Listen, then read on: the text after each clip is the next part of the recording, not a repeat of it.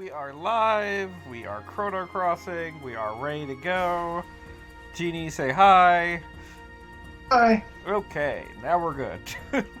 Here we go, my TV remote just fell on my shoulder for some reason. We are ready to go. Press any button, let's Chrono Cross. I'll never Chrono Cross the streams. Inevitable. Okay, this one's technically further along. Let's go. Alright, so when last we were playing Chrono Cross, we landed on a ghost ship that, like, it wasn't really a ghost ship, but then it actually got invaded by ghosts. I guess that's like irony. Well, you're just asking for it at that point. Like, if you piss off skeletons, then skeletons attack you, I guess. I don't know. Beat isn't here yet. I'm going to say, we know that. Beat's always angry. More skeleton insights. So, I guess we're fighting our way off of not a ghost ship so far, but a ship that was invaded by ghosts. Important distinction. Hello? You're quiet. Weird. Let me mess with that real quick.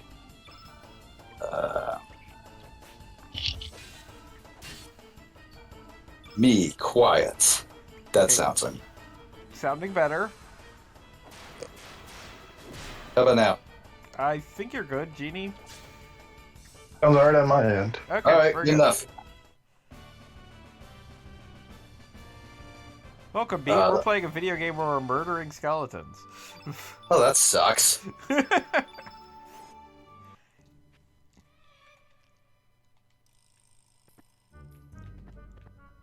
I just don't know why you expect me to watch that. Like, we've known each other how many years, Gogglebob? It's been a while. It has been a while at this point. But, I mean, like, it's pretty clear these are not nice ghost skeletons, so... I mean, I guess, if you want to split hairs, which you obviously do. Fucking pendant. Or penance, or however the fuck you pronounce it. Penance what you get when you win the World Series. No, that's not it. Yeah, that's exactly what's right. Okay. Alright, so... I know we've been playing this at a rate of like an hour or two, or 3 if we're lucky, a week. Which is slow going for most JRPGs. Especially of the PS2 era. How this far... Is the PS1 era. PS1 era. That's even worse. My apologies. How far are we into, like, would you say we are a quarter of the way through? An eighth? A tenth? What's your estimate? We're definitely better than a tenth. No, it's kind of hard to describe because Chrono Cross is very Xenogearsian in that it clearly had production problems, and as a result, a lot of the end game happens at like a veritably breakneck pace. Like, there's this one area where you get into like the sort of big crazy technopolis that you've been trying to get to for ages, and it's like 4 bosses and 3 screens. And it's like, okay.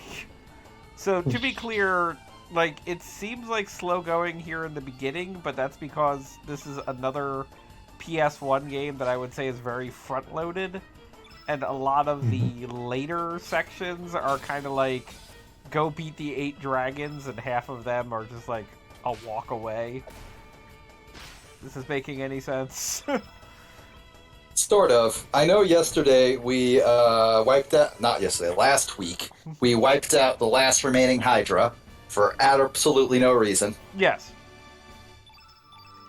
Which I mean, that like, dungeon by itself is probably, like, has a lot more to it than pretty much the rest of the game.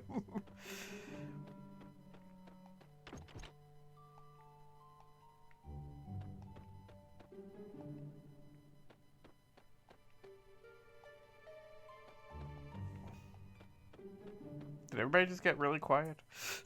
No, I just have nothing to say about what I'm seeing. Just making sure you're like, nothing bad happened. You're walking through some wooden hallways, I suppose. Getting disconnected by Discord. Yeah, I'm fighting a couple of ghosts here, and then I'm going to go back to not turning on ghost mode or whatever the hell you want to call it. I guess I'll tweet that we are doing this like a person who uses Twitter from time to time. Yes. The person who's fairly popular on Twitter. I was once. I was once. That time is long past. And I like it that way. I have stepped down from 2,000 something to 400, and it feels nice. And that feels right. I mean, you still, like, say something about Harry Potter and suddenly have another 100 followers. I mean, that or, like, 15 stupid jackasses. For some reason, this account attracts way more stupid jackasses than my old account. I don't know if they changed the algorithm or if stupid jackasses are just searching the words, fuck crypto, you fucking idiots. That might be it. Both possible.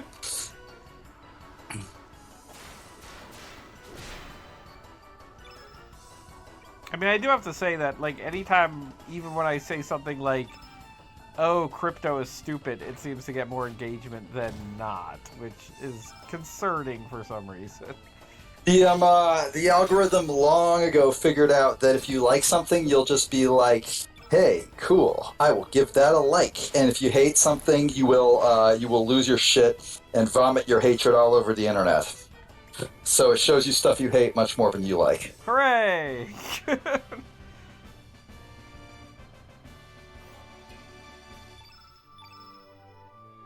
The FBM. Alright, time to put it into whatever mode here. Yeah. We'll be here in a few. Attack up and no encounters. We're done with this noise. Playing Chrono Cross. Chrono Cross sucks. Blink. I would, I guess, try to, like, come up with a nicer way of putting that. I would say something like, oh, it's a complicated game, or, oh, it's interesting. No, it sucks. I mean, I am very much learning over the course of this playthrough that Chrono Cross is a game that I'm pretty sure I liked reading theories on Chrono Cross more than I liked playing the game. I mean, there's like an entire stratum of people nowadays that like the idea of video games more than playing video games. For example, a bunch of YouTube guys I follow are Zelda theorists who will find some weird texture or some pattern in the design and make up some shit about it. And it's the dumbest thing ever, and it's the least important thing ever, which means it's great for falling asleep. The least important thing ever. No, I genuinely love Zeltic and his weird theories about how the Forgotten Temple is totally Skyloft. I actually kind of buy that one. But that one makes perfect sense. Yeah, it makes perfect sense. But it's not important. Very easy listening. But hey, speaking of Chrono Cross, let's talk about Square Enix. Oh boy. I mean... Yeah, we went there. For anybody who's listening in the far future of this, what just happened was Square Enix sold off gigantic chunks of IPs. They sold off, in my understanding, the entire titles. Entire companies that they had bought, but not fully integrated into Square, but they had kept at arm's length. Crystal Dynamics just gone. I guess that means Tomb Raider and Deus Ex and a whole bunch of other stuff, all gone. I have a theory on this. Would you like to hear it? Go on. Okay, so it's probably just one of those, oh hey, we could use some money, these guys aren't currently working on anything, let's unload them. right? This happens all the time in the world of business. It's not uncommon. But if I had to make a theory, it's like if they told Crystal Dynamics, yo, make us a Fortnite that will last 1,000,000 years, and have people giving them money 1,000,000 years from now, like Fortnite did. And to do this, we are giving you the single most popular IP in the entire goddamn world to do it with. And they said, you got it, boss. And they made a middling action game. And that's not even a diss on Crystal Dynamics, because everybody who has tried to make the service game that will last 1,000,000 years has made a middling action game with a couple of like decent missions and then endless filler in the pursuit of eventually ending up somewhere and doing something. With a 10-year roadmap that quickly gets truncated to 1 year when they realize that 90% of the player base beat the story missions, was like, where's the ending, and then stopped playing forever. You're not wrong. I refer, of course, to Marvel's Avengers. Yep.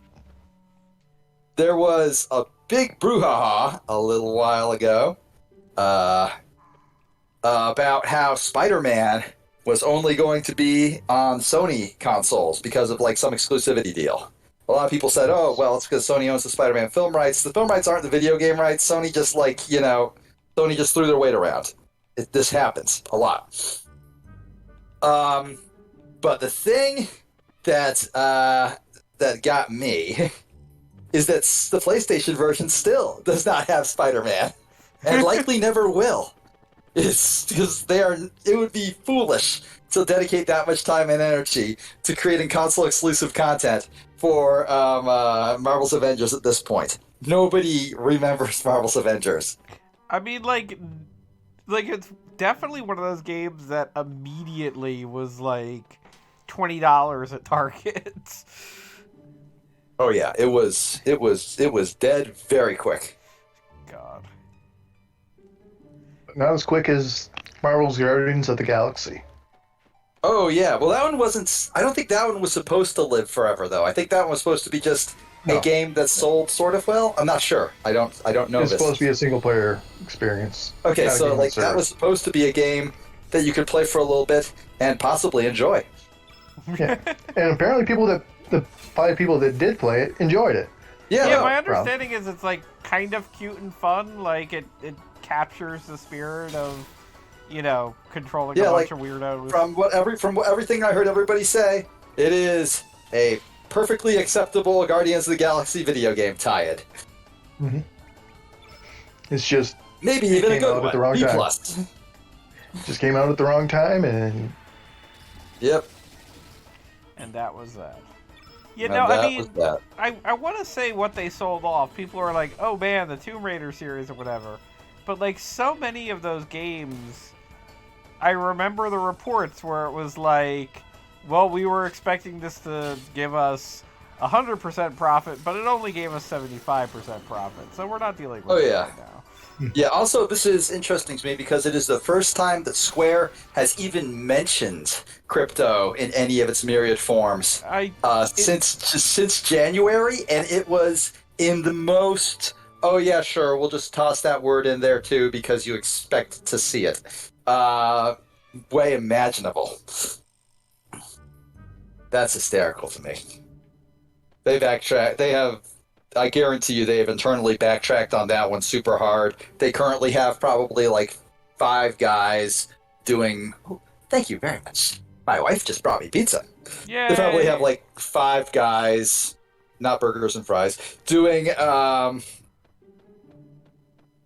like, some like, just sort of fucking around with a pen-only database to see what you could possibly do with a video game in that sense.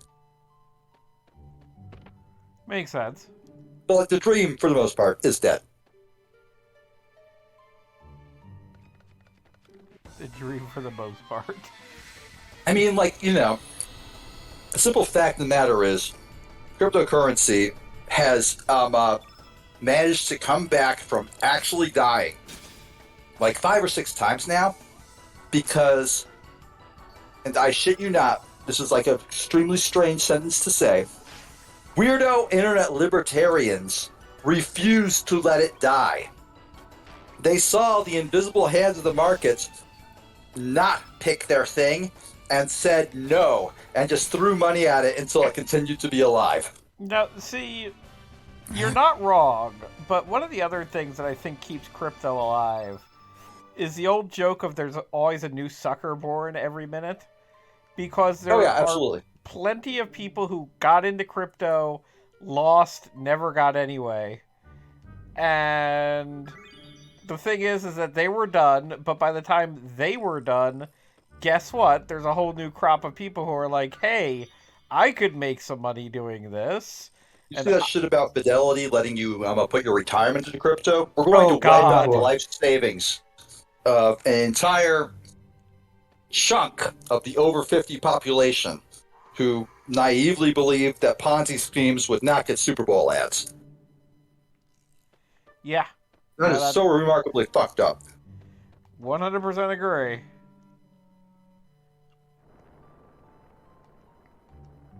Alright, so I haven't watched super closely, but Fanboy's not here to give actual commentary. So I need to ask you, where exactly are we?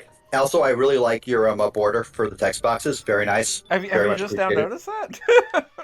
No, I was always aware of it, but I just feel the need to point it out and commend you for your good actions.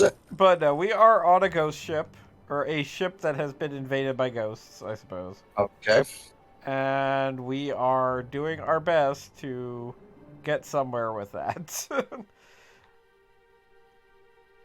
The important thing is that we find our way off of this ghost ship, or maybe we stop ghosts or something. I guess technically we were invaded by a ghost ship, so we need to repel the other ghost ship. That makes the most sense. Sure. Why not? It's as you do. Ah, Pip. If I were on a ghost ship, I would simply ask the ghost to leave. I mean, I think that's where we're headed.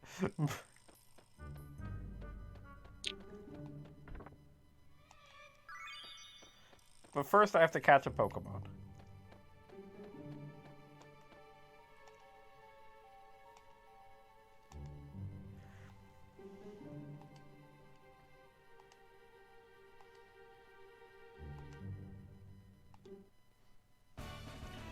Pip joined your party.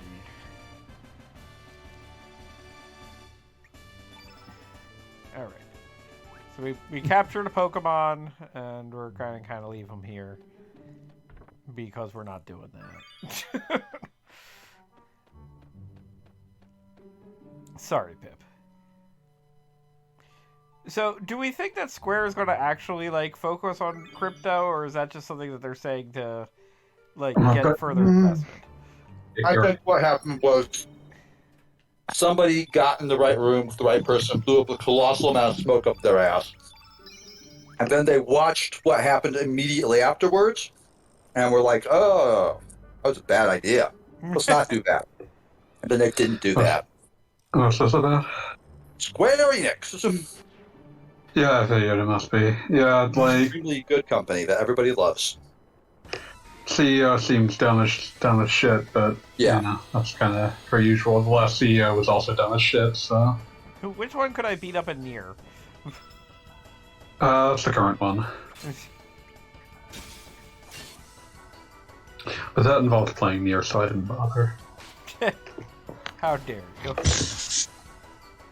I did my time. I tried it multiple times. I did not have fun. Well, if that's the case, then what are you gonna do?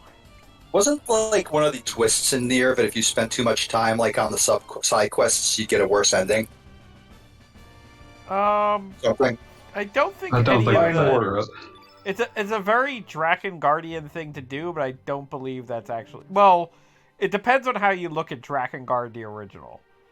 Because technically... Drakengard's joke is just that the more you try to do, the worse the ending gets. Yes. Which it isn't... And not in terms of quality, but in terms of this is going to be bad for everybody. Right. There's kind of they show you a light at the end of the tunnel, but it's just an oncoming train over and over again. I see.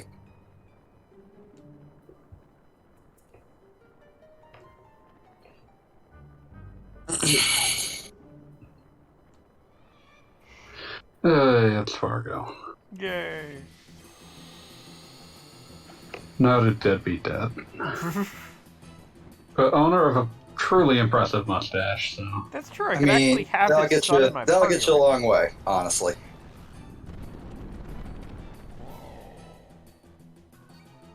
I completely forgot that I could just have Nikki in the party and, like, you know, have him not react to his own dad.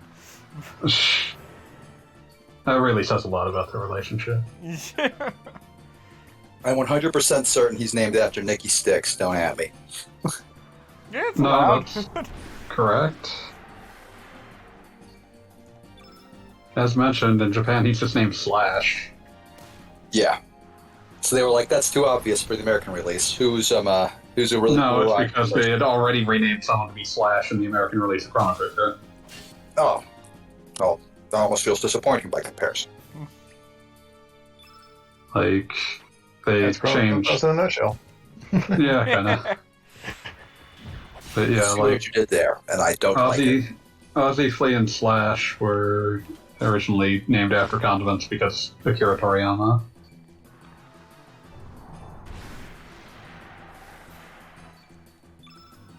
It was amazing to think that there was a time when they would try to make things less Toriyama for Western audiences. I mean, Indeed. at the time of Chrono Trigger, Toriyama wasn't anywhere near the same kind of insane level that anybody would recognize it. I mean, it was amazing, but it wasn't like, you know, your entire Saturday or your entire weekday afternoon amazing.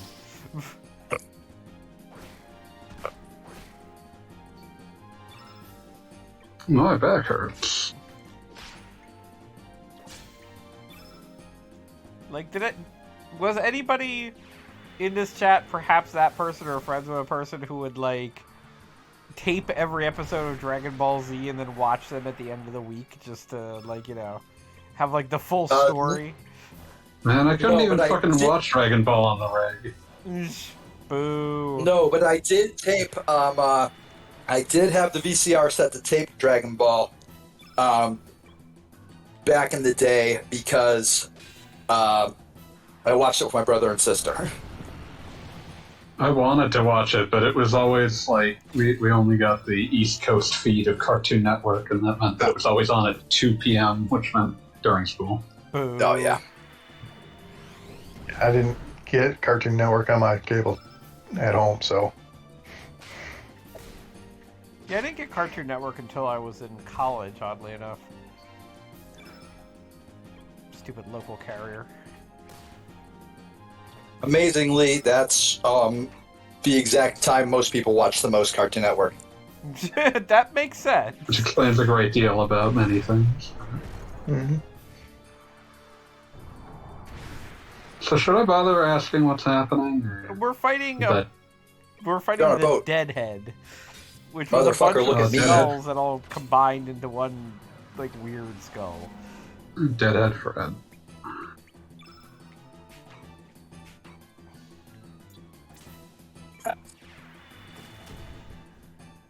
So at some point I gotta upgrade my dude's weapons because they're just sad. I'm gonna mute myself while I eat this pizza. Good pizza. What kind of pizza did you get? It's spicy Hawaiian, and it is very spicy. Spicy? Water, Like, too. is it just the ham is spiced, or is there like an additional ingredient? There's like some spice. The whole thing is spiced, for sure. The whole thing is spiced. For Jalapenos on it? Oh, yes. Good man. Oh, yeah. Now, do both you and the missus get the spicy Hawaiian, or is this like for you? Or is he muted because he's trying to eat? Yeah, no, And you're I'm asking no questions. demanding that he nod.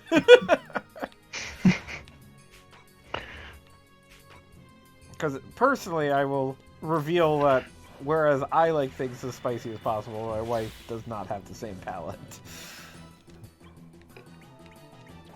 I should have got some before I came in here, but So I unfortunately, chose to try to get here faster. yeah. What were you up to? I was walking back from, like, I couldn't work from home today because of stuff being done in my house, so I had to walk back from where I was working. Oh, that sucks. Yeah. But you made good time. Indeed. This thing's almost dead. It's taking forever.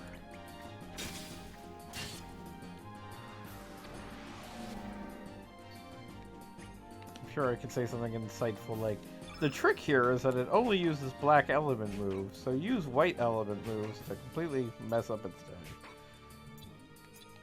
Or just don't give a shit. Who gives a shit? None of the fight scenes are good. I mean, I've turned back on that mode that means that the enemy always misses, so it's like, eat it, loser. Bum, bum, bum, bum.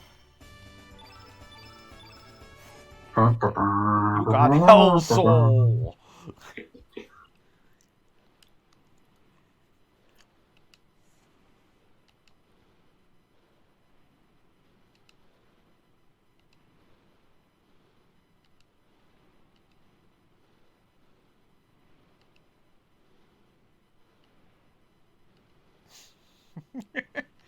Fargo's just out here having a smoke, talking about dragons.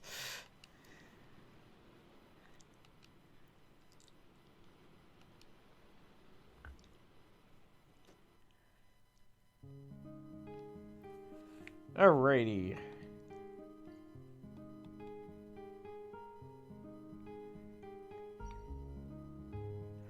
So, like, can I go in here and it's just, like, it's a pain? Is that the idea? I like how you use the small boat to get a bigger boat and then stop using the bigger boat. Yep, okay. So, things are too hot.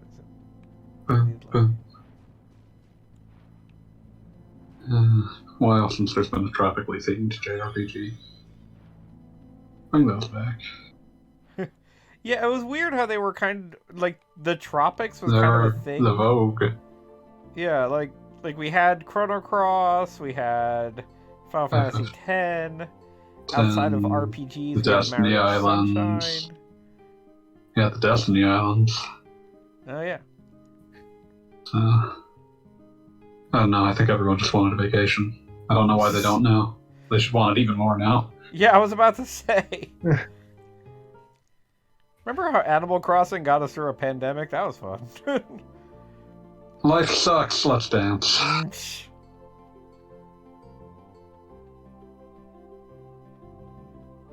Okay, so now I can go back to Viper Manor and get some buddies.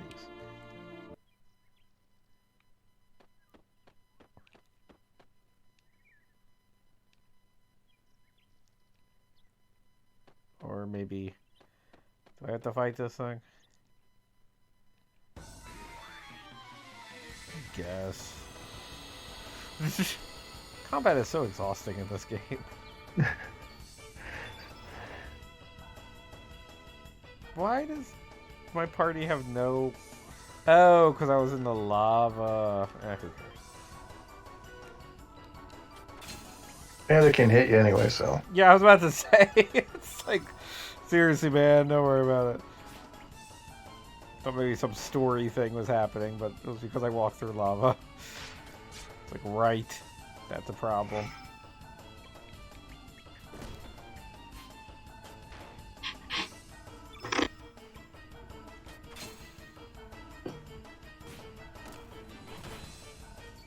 So obviously, for anybody paying attention to my other RPGs, I've been playing Wild Arms 3. And that's a game that's similar to Chrono Cross in that you accrue, like, points over the course of the fight that can then be used to use elements that are either, you know, offensive or defensive. But that's a game where you get points over the course of a battle and you can't use them at the end of the fight. So, definitely a situation where sometimes you wind up being like, well, I'm going to prolong this battle just so I can heal everybody so I don't have to worry about it later. You're going to get finest arts. Oh, of course. God. I shouldn't spoil anything. No, you're welcome to spoil any other game that's being played and the game being played. Now, I plan on doing as much as I can. I mean, that's arguably part of the reason I do the New Game Plus cheating, so to speak, is that way I have literally no problem dealing with things like, the final ultimate boss or whatever the hell without having to grind for it. Like, in Wild Arms 3, I'm literally using the save file that I used to beat everything in the game previously. So, suffice to say, I should be able to handle things like the Abyss. I still love that, Finest Arts is just a complete nonsense skill. How to get it doesn't make sense, what it does doesn't make sense, and how to take advantage of what it does is completely unintuitive. Completely unintuitive is exactly how I would describe it. But it's, vaguely essential? If you want to deal with shit like Rock'n'Roll, you kind of have to. But... Right, exactly. Or you could just spend a half hour fighting the same boss. But it just doesn't make any fucking sense. For those who don't know, there's a skill in Wild Arms 3 called Finest Arts. It's obtained from, some specific skill book that's kind of a pain in the ass to get. You have to fill it out to max to get anything out of it. And the only way to, use it is to empty your gun and then use full clip, which will cause one of your attacks to do 40,000 damage for some reason. And also, just to be clear, this is the kind of game wherein it's literally Wild Arms, as in armaments. It is a gun-based game. The entire battle system is built around guns. They went whole hog with this one. The entire battle system is guns. Yes, and maintaining your bullet count is something that not only... that's the balancing factor for one of the characters, is that his gun is really strong, but it has, 2 shots. Right, and also, a big part of, literally everything is basically the idea that you are maintaining your bullets and upgrading your gun, and basically if you run out of bullets and try attacking under normal circumstances, the you whole might as well point not have bothered. Is you're doing something wrong. They might as well have given you a hug button. Yes, exactly. To do that while also having... Also, that man's just trapped in a cage. But to do that and then use full clip, a skill that's only purpose is to shoot everything in your gun at once. Yes. But also, if you had someone describe that to you, you would assume that they were fucking with you. And nor is it something that you would just randomly stumble on, haha, let me see what happens when I use one of the most difficult things to use with a gun when I've got no bullets. Yeah, and then, of course, the only way to, it sounds like a bug or something, but it's literally the only thing Finest Arts does. Yes. And basically a number of bosses are designed around the insane amount of HP that you do with that. And yeah, I think Finest Arts describes itself as increases the power of combination attacks. Which is also just completely unintuitive with what it's actually doing. Yeah, well, never mind the fact that combination attacks kind of don't exist. Yeah, that's there's nothing in the game that describes itself as a combination attack.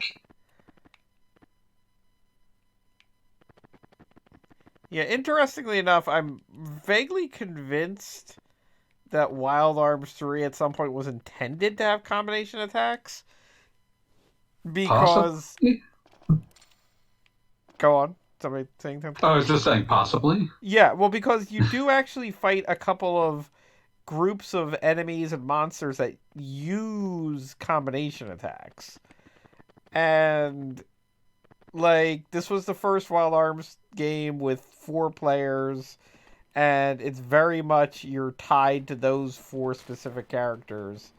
And it just seems like maybe this was the plan, but obviously it never materialized, but there do seem to be references to it. Mm-hmm. Wild Arms was always a franchise that was like... It had ambition in the weirdest spaces that it could. That's the best way I can describe it. I can't disagree with that.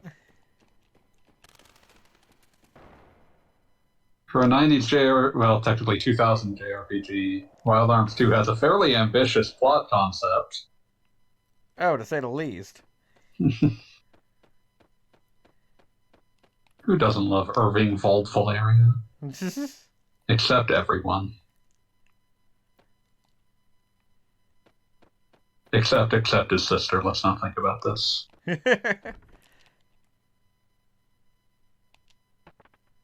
There we go. Now I think I can get into the secret room. Through a room. I returned somehow. It's fine. All you missed was Wild Arms discussion. Which was more fun than Chrono Cross discussion. Because I put my headset back on, but I was not done eating yet. Now I am mostly done eating. So, I'll still be disgusting every now and then, but, what did you expect? I'm still me. Good news, we found Chrono Trigger. Oh, dear. Oh, poor It's just what's left of the epic. I forget, really? what's the explanation for why this thing got blown up? Well, I think Balthier had to use it to get here in the first place. And then he fucking crashed it because he was trying to time travel drunk. Well, to be fair, he didn't design the flight part of it, so... That's true. You need Dalton to help out. Someone just slapped wings on it. Everyone complained that they looked like shit.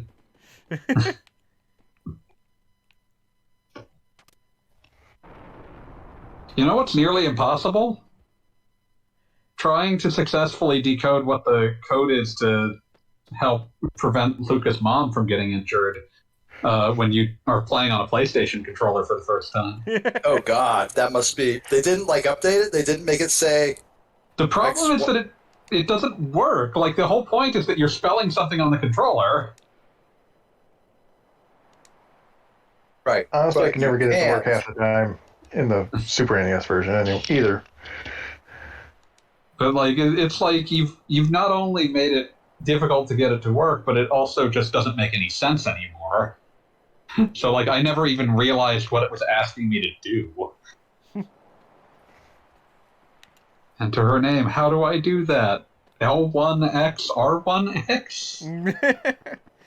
It made so much more sense on the Super Nintendo.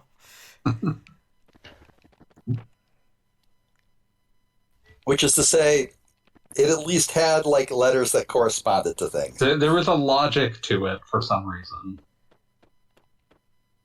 It was it required you to think very sideways, but it did exist. I mean, I did appreciate that, if you think about it, it's a very out-of-the-box meta kind of thing.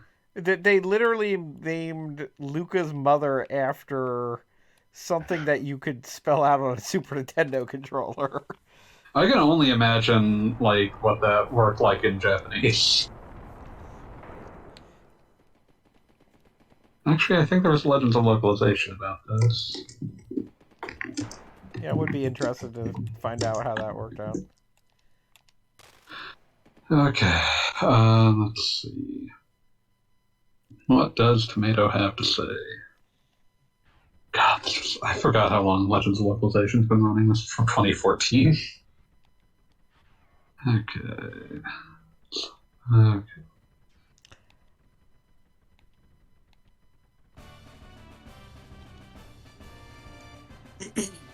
Okay, yeah. In Japanese, her name is Arara.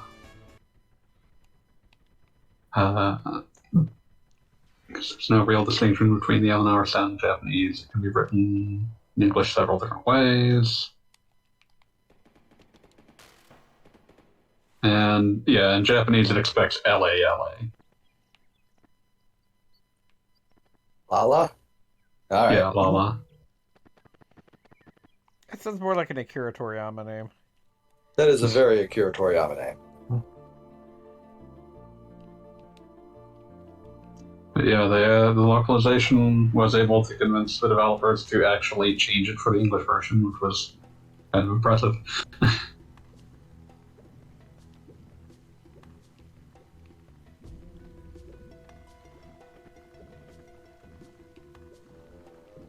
Let's run around this stupid marsh.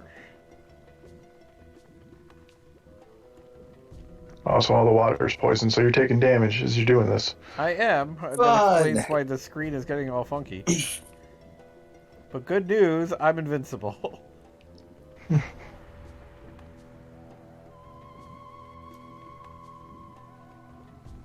So, is there any impetus to anything you're doing at this stage? At the immediate moment, I'm just trying to recruit a party member that I will literally never use.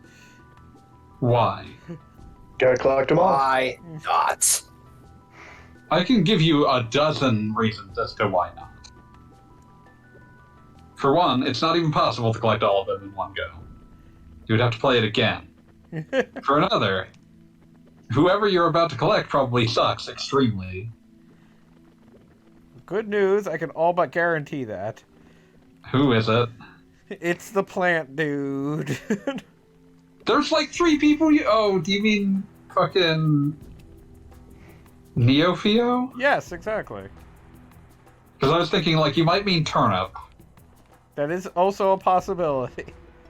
But I think I need like an ice gun for that, or the ice breath. I don't know. It's gonna be a while, because I think you find him in, like, the place where you talked to Radius. Well, that we found that place last week, so...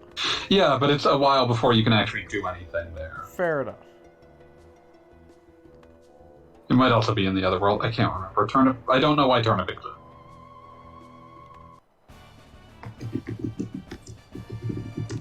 Hey, Wheels is watching, and he asks if that's a beat-themed text border. It And absolutely the answer is is. yes. Hi, Wheels. Get in here so I can scream at you.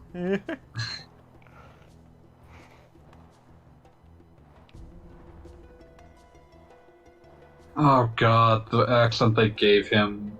They gave fucking Turnip. It's fucking... It's like frogs in Chrono Trigger, but worse. Yes.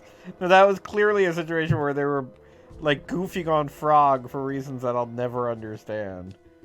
Did you enjoy this character in the game because you found out he had nuance and such? Yeah, well, fuck you. Here's a character with no nuance who sort of talks like him, but is just fucking hideous from Hell to Breakfast.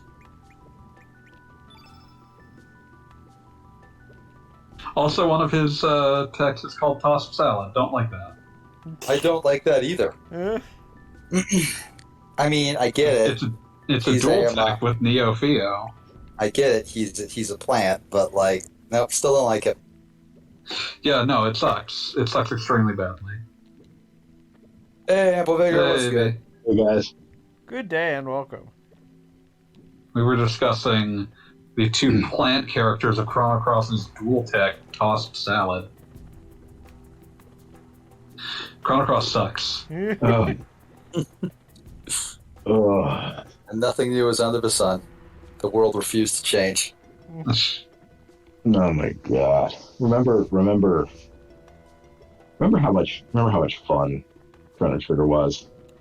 Remember I do, how it actually. felt like remember how it just felt like there was always a new interesting secret that you could find just by playing around and doing all the stuff you do naturally? Let's go save Shala. Wait, shit. Wouldn't it be They fun? made that game and it sucked. Yeah. Wouldn't it be fun to take wouldn't it be fun to take one of the guys involved in that accidental masterpiece and just let him go buck wild insane? Also, Wheels asks why I want to yell at him this time, and I respond that I don't actually need a reason. That is true. You don't. Wheels. The sins of Wheels can be boiled down to is Wheels. Mm. Do you have the bell item from the dwarf? I think I have to get that later or something. Oh, was that in the whatchamacallit? Was that in Guldove?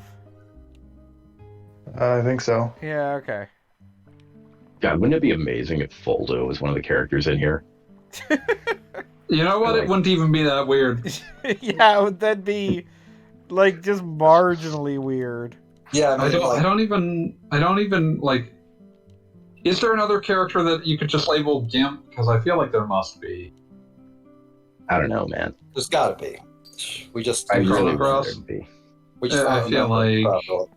Why did they have to pose that guy with his hand like right in front of his crotch, making that exact motion?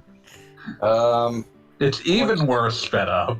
Oh my god, he's next to a guy doing dude kegels too. It's like, And I got the green tinkler out of the deal. Oh, Sucks. ugh. that's his name. That's why? Why Yeah. would you? Why? Just why? Alright. Yar, I be the Green brain Tinkler is a tinkler. Batman villain that appeared in like 3 issues in 1957. Yeah, yeah. He teamed up with Dirty Sanchez. No. Oh god.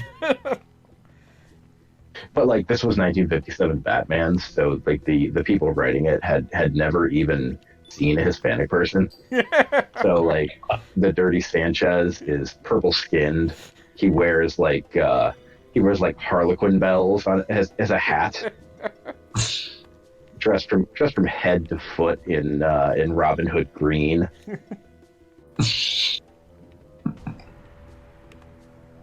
Where's the lie? I don't see it. I Non-detected. see no falsehoods. Yelling like, "Quee, Batman! You'll never find me in my secret hidey hole, Tijuana." And Batman's like, "What's Tijuana? That's not a word." Fuck is Tijuana? I desperately miss the kind of comics that would only come from a combination of people who realized this was their one shot to tell whatever story they wanted, and they were going to use it to tell the most bafflingly 50s and 60s stories imaginable, and people who were like, I fucking hate that I do this and I'm day drunk at all times. Yeah. Nothing. I mean, very, very little in between at that point in history. Yeah, because it's like you Some get guy your like- fucking Jack Kirby's who are like, no, I just have to do this all the time because I have nothing else. Like, this is all. Mhm. It's all I got. And that Yeah, means yeah. that I have to tell my New Gods story somehow across like 3 different companies and 5 different iterations. Yeah, exactly. Well, I mean, yeah. Jack Kirby's is as close as like American comics get to going a guy, Yeah. where like the story is just bursting out of this man. This like this absolute, one of a kind. But Wait, why does everyone have deeply 1 unique HP? fellow. Yeah, I I don't was know what walking happened through there. poison. Oh, Hmm? Jesus. A lot of poison here. But yeah, like, they're, like, they both kind of keep circling back to these same stories that they're telling, Mhm. like, the slight refinements and, like, retakes on that, like... Go back to that previous screen. Which screen? No. Yeah, this screen right here. Okay. To the east. Keep going. Next screen over. Okay. Yep, keep going. Keep going to the east. Uh-huh. Southeast. Well, southeast, yeah. On this screen is one of the parts for the skeleton guy. Oh, whereabouts? Is it You better the get the skeleton guy. You better fucking get the skeleton guy. I don't care how much he sucks. He's the skeleton guy. He's sucked pretty somewhere- hard, as I recall. on this map? He is very bad. Wait, what about the big purple dog who's like rough, I'm a pupperoony? Poshel was obtained very early on. Thank you. There you go. Yep, got him. Wait, what's in there? So how many pieces do I have left? Good backbone. Think you just gotta go take him back to his grandma. Is it just 4 pieces? Angry scapula, Sure. pelvic bone, heavy skull, good backbone. Was there a Let's fifth? check. Those are fantastic. Yes, names, there's I a must say. rib cage. And where is that? Give me 1 second. Water Dragon Isle. Okay, good. That's where I'm going next. There's also the mixed bones that you have to find as well. And where are the mixed bones at? Those are on Isle of the Dam. Oh, that's unpleasant. That sounds very fun. I'm sure there won't be anything wrong with that. I don't think you're actually forced to go to the Isle of the Damned for quite a while, but it's very hard to remember and try to recall what order things happen in this game. So, I mean, I think the Isle of the Damned you don't have to do until you need to get into the Dead Sea. I think it's after the Dead Sea. Is it? I feel like the Isle of the Damned is where the cursed sword shit happens. Well, that's the thing. Isn't the Dead Sea protected by the Masamune? I didn't think you actually had to get the Masamune before entering the Dead Sea. No, I don't think this game is so ridiculous. I don't think you get it at that point. It's just protecting something. Oh, maybe. Jesus. Like, Beat was asking earlier how far we are in this game, and it's so hard to pin that down because there's, so much of the game that happens in the quote-unquote first half, and then not so much. We're close to the end of the first act. Yeah, the first act is the only part of the game that has any sort of narrative momentum, and it has limited narrative momentum. There are things happening that are vaguely approximating... Say what? I said, don't let this give you the idea that what you're seeing right now is narrative momentum. Yeah, it's just there are things that vaguely approximate, reasons why things are happening. And then the second that we get to the second act, it's just you're just sort of wandering around. There's never really a good reason as to why you're doing most things. God, I hate this creature. We've already got a party of characters that I never want to see. I've got a this soft horrible spot being for has been abandoned by God. But we've got Razzly, we've got Pip, we've got Neofio. We're getting there. Poshel, Mojoy. Oh man, you've got a real. That's just a fucking murderer's row of character designs right there. We still haven't gotten the worst character yet, and I'm not looking forward to when fucking Fun Guy gets a character. Fun Guy. Oh, okay, Fun Guy. Okay, sure. Fun Guy is the worst. The second you said his name, I was like, oh, yeah, no, obviously not. I've shown you him before, and I'm not surprised that your brain's I remember. protecting It took me a moment. It took me a moment. My brain tried to protect me from the knowledge. Instantly recoiling from Fun Guy. Couldn't get away. He's just so upsetting in every direction. He's basically a giant dick, but also upsetting. Fun Guy, no. What's that? Fun Guy, no. Can we get him at this point? I hope not. Didn't the character designer for this do the character designs for a bunch of really great shit too? Isn't that's the thing that really kills? Probably they required him to do a shotgun volley of characters. I can't blame him that a bunch of them sucked. It's just you asked him to design 60 of these goddamn things. Oh god, he was Nobuteru Yuki. For fuck's sake, you get Nobuteru Yuki and you have him do this? God. Wheels asks, how do you decide who's the worst in this menagerie of random garbage? There are more things on the answer is that, god damn it, I fucking hate Fun Guy so much. He's so upsetting. I mean, that's one vote for Fun Guy. I feel like there are others in this game that, Fun Guy doesn't distinctly bother me personally. I find him deeply, viscerally upsetting. So far, I find the fucking kid in the thong. You know the one that sucks. Korcha's up there so far too. I find his character design the most upsetting, and the guy we've got as our third party member right now as the most insulting. Yeah, he should be better. Yeah, you put fucking Frey Tormenta in your game, and somehow you manage to fuck it up. I'm almost impressed. And this is horrifying because Nobuteru Yuki is just he has done so much good shit over his career, okay? Just a staggering amount of good stuff. Let's see here. So in terms of video games, he designed the characters for Tail Concerto. Let's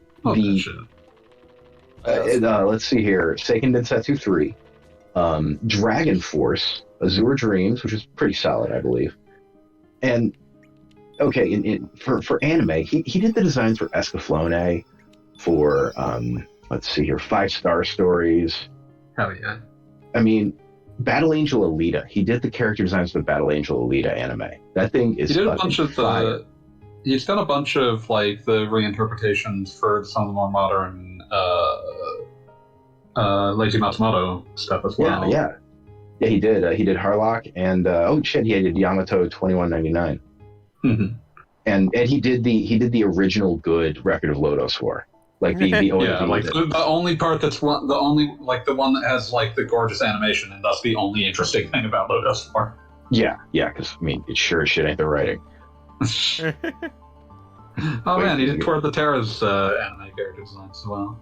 Yeah, he did. So I mean, like, that's a wild ass fucking movie. Yeah.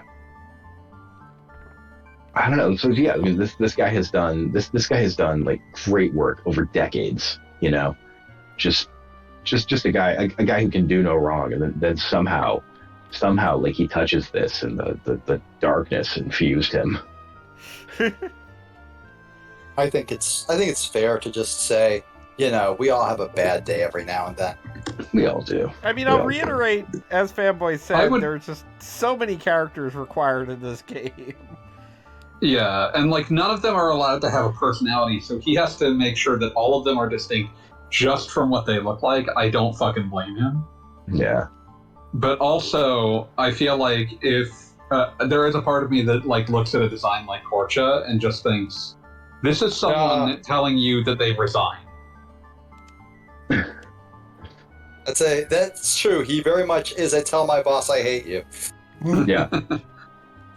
Like, yeah, he's got a, you know, he's like a scrawny white Mr. T in a thong, and I don't know, someone in the production, you know, someone in the production. Someone failed everywhere.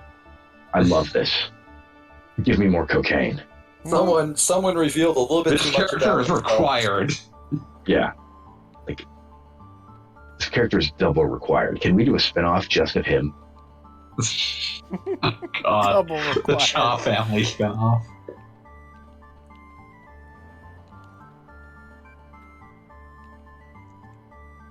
Korcha's gonna get his own fucking Chrono Cross spinoff, but it's gonna be like it's gonna be fucking hell. I'm just imagining. Oh God, my brain. He's gonna get his own Chrono Cross spinoff, and it's gonna be a racing game, a kart racing game. I was just imagining that it just like turns into like him and all the other shittiest designs doing jackass stunts. I mean, that actually sounds kind of sick. Korcha gets his own even worse spin-off that's basically just Viva La Bam. I mean, let's be real. I would totally watch Greco, Fun Guy, and Lynx. Why not? Rolling down like one of those LA stairway hills in a giant shopping cart. I don't know who wouldn't watch that. Yeah. I'm Lynx, and this is Jackass. Just everything about that. Yeah. Chrono Cross every week is consistently the source of my worst ideas, so.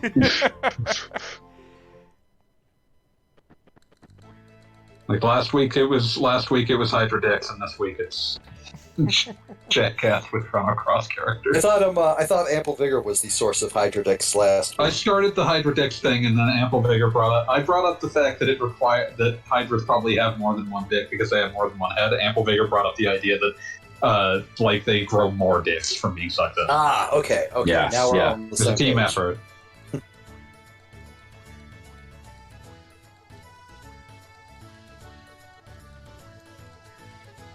Time to do my yearly How Depressing is Bam Margero's Life deep dive.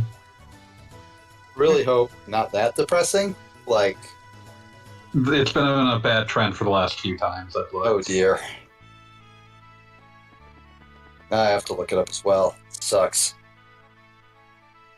Okay, nothing since late 2021, so that's probably for the best. But the answer is that there's a very, very long subheader on his Wikipedia page called Alcoholism and Legal Troubles, and that's about the most you need to know. Oof. I mean, I could see being driven to drink by the sheer force of being one of the jackass guys, obviously. Yeah, it's just bad times. It's just real bad times. Typically, when alcoholism is admitted, that means that they are aware it's a problem and are trying to stop.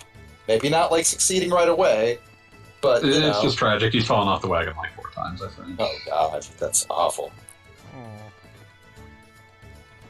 And then, there's just a lot of other stuff that's just real ugly. He was not allowed into. He was considered like too much of a liability to be in Jackass Forever by the studio, I think.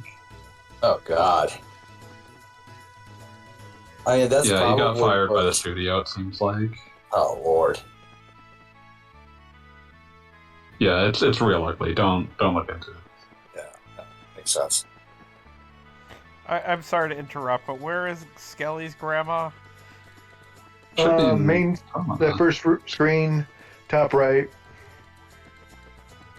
Oh, top right. There it is. You're crawling around an oil painting. It's so hard to see what the hell's going on.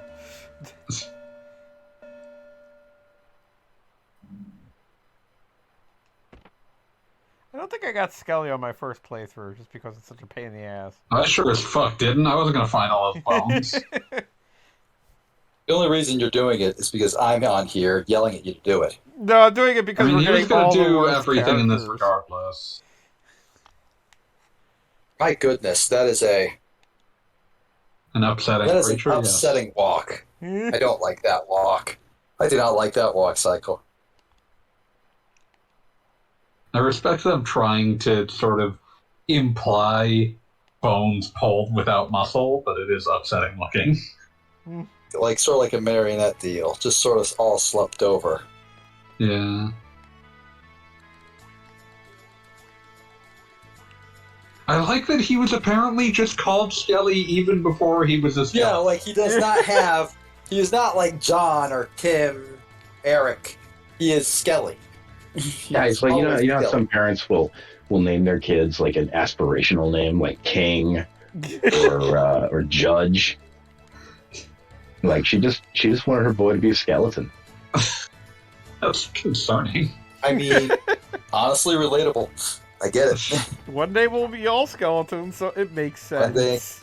One day we shall all return to dust. He wanted to make sure that the aspirational title was something he could achieve.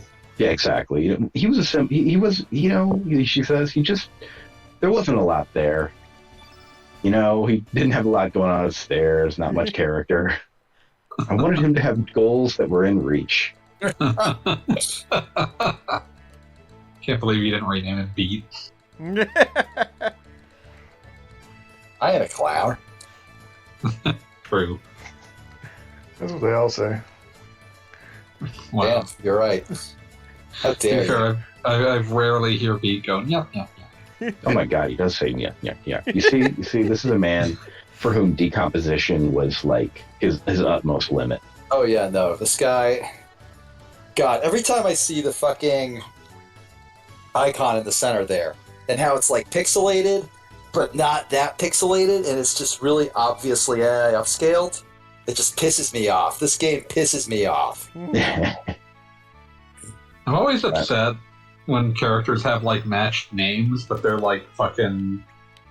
like they're not related in like a traditional sense. Like Zippa is Zappa's wife, and it's like, did you like meet on the basis of having almost exactly the same name, or was that just a coincidence?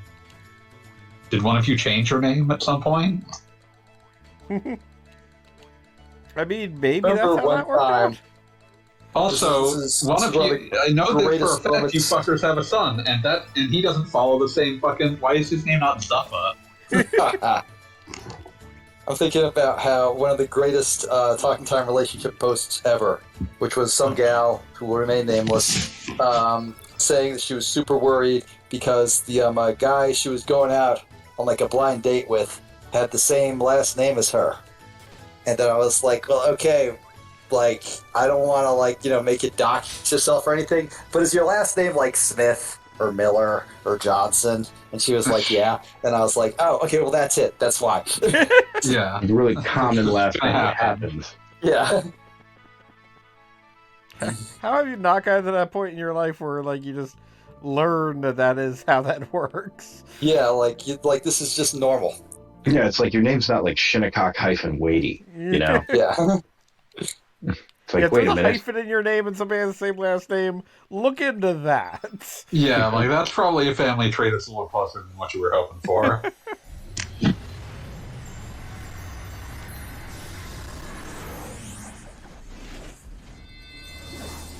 Hey, we spent a lot of money on this one CG scene, so you're going to watch it 50 times. Oh boy. Please enjoy. There's just something so of the moment about those green wavy waves that like come up and We had just figured out particle effects as a culture. I really miss the late 90s, early aughts obsession with like real sickly greens. dude. Every time I go back and look at like here's like your fucking extreme green N64, like the original Xbox's entire color scheme. I'm like, oh man, that's so specific to like a 2-year period.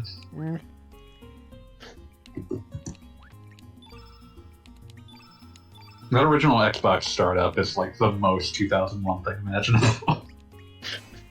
It's just making horrible amounts of noise, and there's a giant undulating green orb. I love that, like a half hour into the background noises, it has just a bunch of like discordant horror movie sounds, just for shits and giggles. Oh god, I hate him. Age 32. His official job is skeleton clown. Oh man. I mean, Bill Boney. Guire is like shackled together. What did he do? What didn't he do? The only thing keeping him going. The shackles? No, the shackles. The accurate. shackles are so he can do like the chain sound effects in his like routine, his set. This horrible one-man show. Yeah, he's a clown, man. He's here to entertain, whether or not you want him to entertain you. I'm sorry, I forget how things work, Genie. How do we get to the water dragon thing on this side of the dimension? Give me 1 second.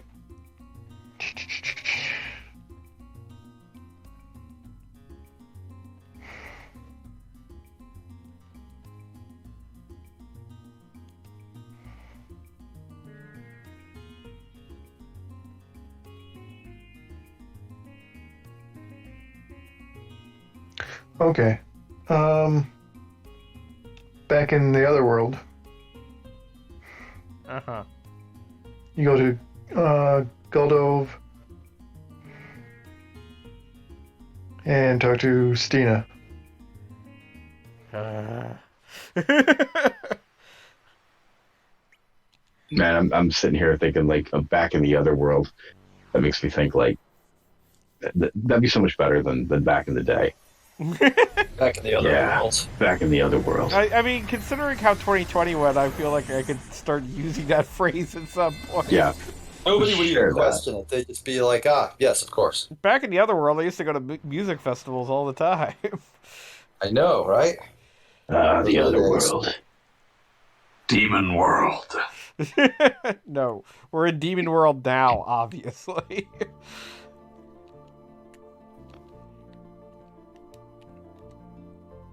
Bring back Star Trek Judgment Rights.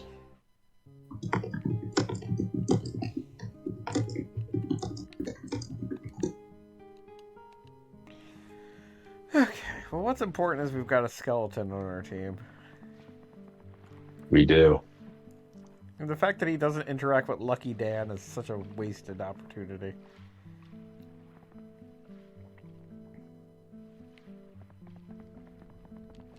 I mean, like, as somebody who has, some experience with skeletons, I wouldn't hang out with fucking Lucky Dan. Wow. You'd, like, sit down next to me, like, at the dinner table, and I'd be like, other side, bitch. Wow. You like sit Just down. needlessly mean.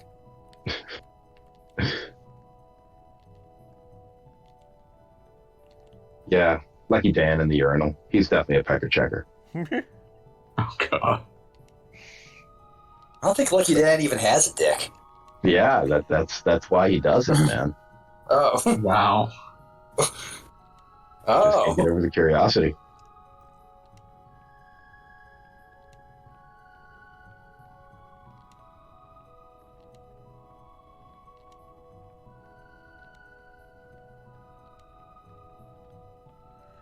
Okay, I don't see how Stina is helping.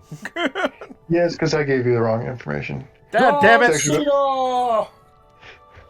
Sorry, I was reading the wrong section. Okay, the bad news is it's back in Homeworld. Ah!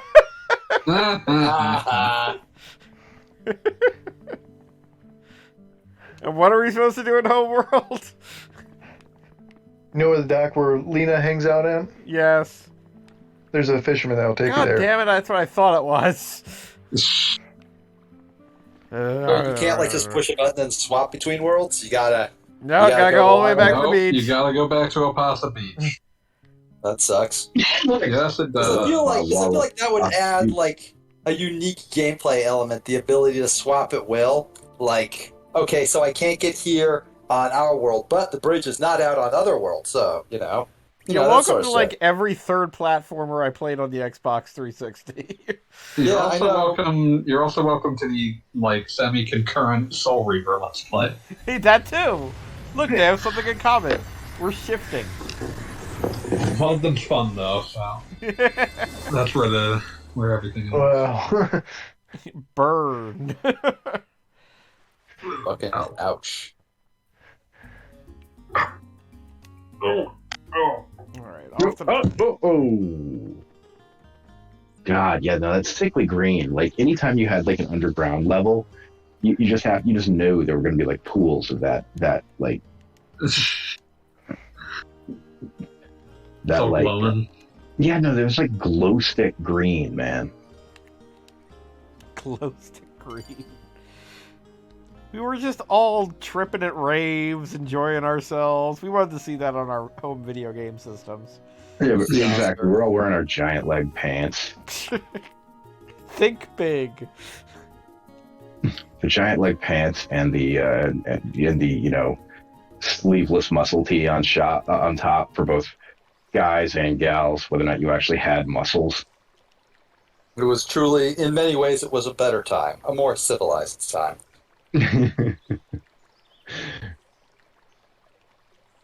we were all there, and we were all there, unified.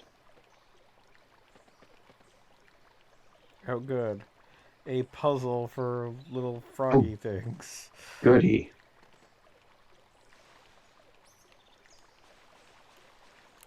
I'm gonna turn off the sneak command again, since that way we can at least see things we're fighting.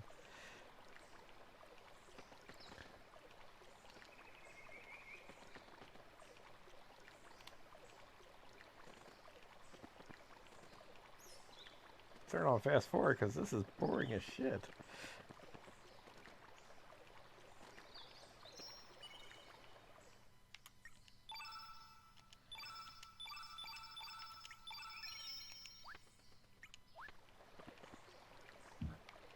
Okay. Now it's time for some more genocide. No. Please don't. I would like it if you didn't. You ain't gotta do this. Yeah, like, it's not necessary.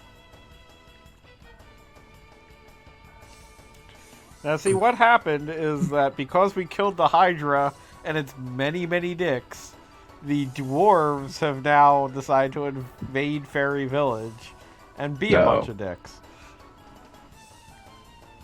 And now the dwarves are doing genocide on the fairies? Yes. Yep. The dwarves fucking hate fairies. It's like the first thing you learn in fantasy school. You know what I'm learning here is that ecology is complex. Like you go in and you're like, you know what I'm going to do? I'm going to kill the last Hydra. That's actually like a worthwhile question. Like, is this like just a like, okay, when a wolf breaks into a hen house and kills a chicken, that's not a moral decision. That's I'm hungry and I'm going to eat this decision, right? I am going to eat this decision. Yeah, so what I'm wondering is, I know that you killing the last Hydra was a moral decision, What about the dwarves? Are they making a moral decision, or is this just like animalistic instinct? Well, dwarves are intelligent and speaking creatures. Okay, then all right. So they know what they're doing. But to be what we're clear, saying is the dwarves are hellbound. Yes, the dwarves are in possession of a rational soul, to eternal and as conscious such, torment. yeah, as such, they are capable of going to hell. okay, so Yep. first of You're all, right. I should not make any assumptions about any individual dwarf's eternal fate. Simply saying that they are capable of going to hell. Yeah, they Exactly. can stand judgment at the right hand at the throne of God. okay, so Be first found of all, wanting. Chrono Cross establishes that there is a dwarf Jesus. So all they have to do is accept dwarf Jesus and they'll be fine. Second of all, Fuck Dweezes. That's his name, Dweezes. We did learn in the other world that without the Hydra, the swamp literally turns to poison. So the dwarfs are doing a bad thing by committing a genocide, but their alternative is to hang out in a poison swamp until they die. I mean, they can go other places. We see dwarves in other places. Yeah. You can move. Like when we moved, you can move without like taking over someone else's space. I did not actually kick open the front door and like battle the inhabitants inside to the death. Did you roll up with a tank though? Could you imagine that? Could you imagine if that's how you had to get a new house? Like, in 10 years, maybe. But that would probably put me closer into in reach of a house. Could you imagine like the new era of slumlords that would give us? Oh my god.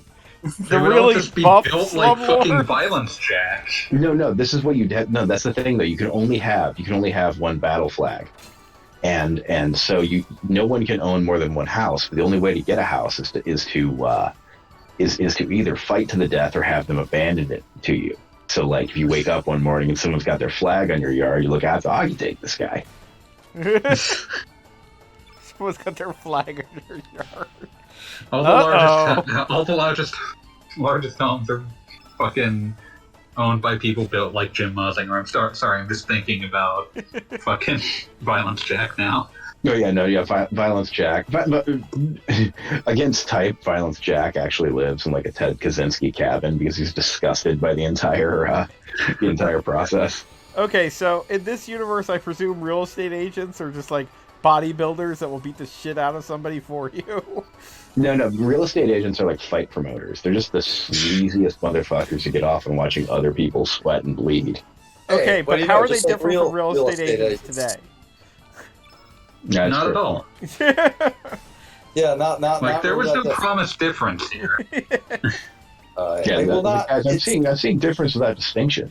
It pains me greatly to ever say anything nice about the SCP wiki, but there was one line on it that stuck with me, which was basically like this like thing that just showed you alternative universes, and it was like just like it was a version of America where to become the president, instead of like winning an election, you just had to kill the old president with your bare hands, and somehow the list of presidents was exactly the same. Literally no changes. They like just said, like it just noted. Surprisingly, this has led to very little variation in the historical record of presidents. That's incredible.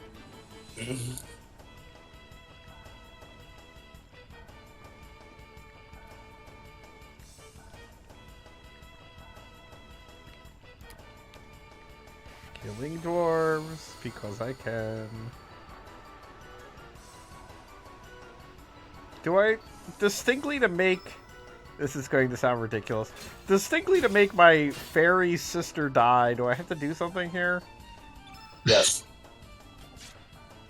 Because I know there's some weird qualifications. Just the sister can't be in the party, right? Yeah, I think Wesley has to not be there. Just making sure I don't have to, like, also talk to some yokel or whatever. The local yokels. Attack. Yeah.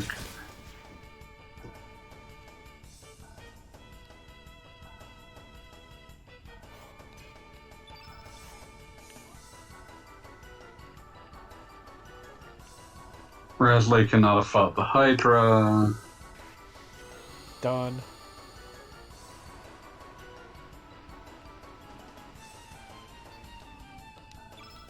Yeah, there might be some time wasting requirements. Do you have like 2x speed on for overworld movement? Yes. I kind of like. I assume that you also have it on for battles because It's just plain on. I don't think you have a distinction in this version of Chrono Cross. Hey, what Square game was it where there was one item that gave you faster overworld move speed and it was almost impossible to find? I mean, Final Fantasy big VI off had the top of my sprint head. shoes. Was it 6? Yeah. That was pretty easy to get, though. Oh, it Yeah, was. there's a shop in Figaro. Yeah, it was pretty easy to get, but there was definitely a number of situations wherein you would equip it on somebody and then they left your party forever. That sure happened a lot. Remember that one time that it was possible to have a party with no one in it? How do you pull that off? It's like a very specific situation where, like, you have Gal and Shadow in the party. I forget what circumstance it's in that causes another character to be pulled out. Weird. Let's see. I was gonna say if you had like sign in chat, that wouldn't work. Okay, looking it up. Empty party glitch. Frozen player ends up having blah blah blah. This can only occur after the Battle of the Frozen Asteroid before the Opera House event. During this part of the game, if Shadow is in the party and the group enters Narsh, he will automatically leave the party. He will do so even if he is the only party member, resulting in this glitch. After Terra transforms into Vesper and flies away to the west, player is expected to bring a party of 3 or 4 characters to Kollingen and search for her in the western part of the continent. Player would typically, blah, blah, blah. If the player instead takes a party of only Gao and recruits Shadow and Kollingen, the glitch can be triggered as follows. Using Figaro Castle to return to the east, walking through South Figaro Cave and Mount Holt to the Returner hideout, taking a raft to the Dome region, walking through the Phantom Forest and going over to Barren Falls. Over Barren Falls to the Belt, having Gao use Leap on an enemy without reclaiming Gao. Shadow should take the Serpent Trench to Nicaea and a ferry to South Figaro, and walk back through Figaro Cave and into Narsh. Shadow leaves the party, which is now empty. Well, that sure was easy.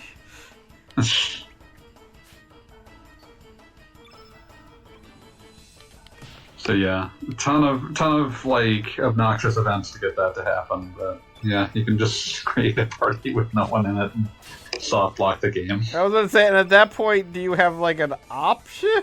Like, No, the game is soft locked. You can't do anything. That's amazing. what was that?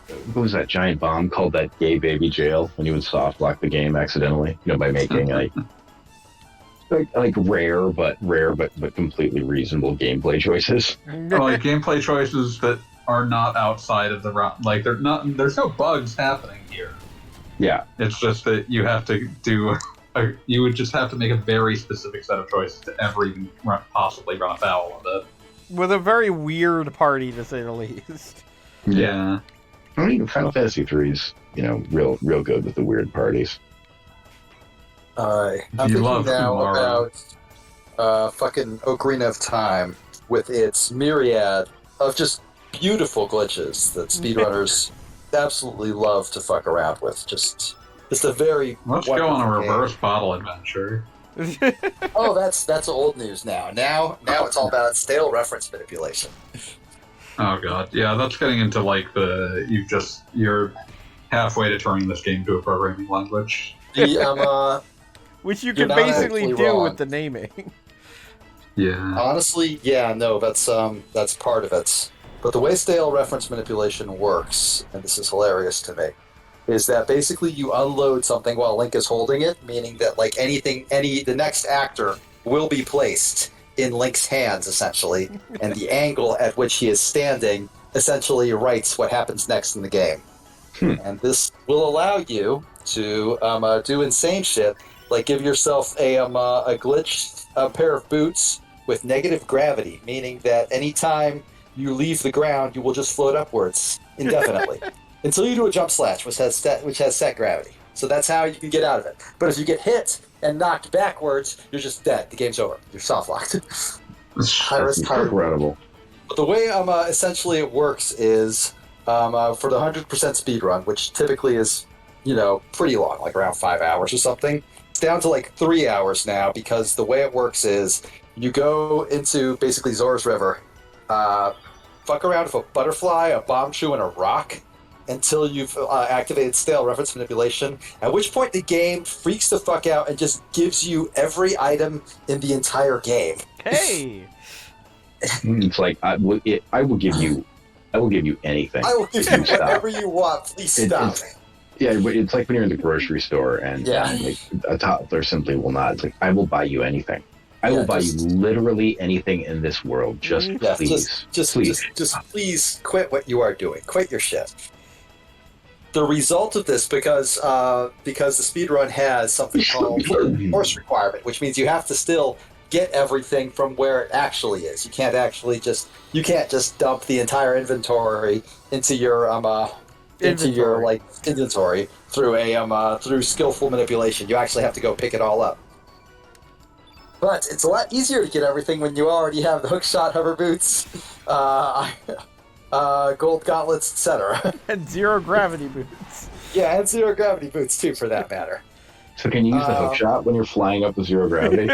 No, you can't use it while airborne, which sucks. I'm sorry, can we just create an entire game around the idea that you have zero gravity boots and you're constantly like hook-shotting around just to stay from not floating off into the atmosphere? That was literally a Quake mod in like 1998.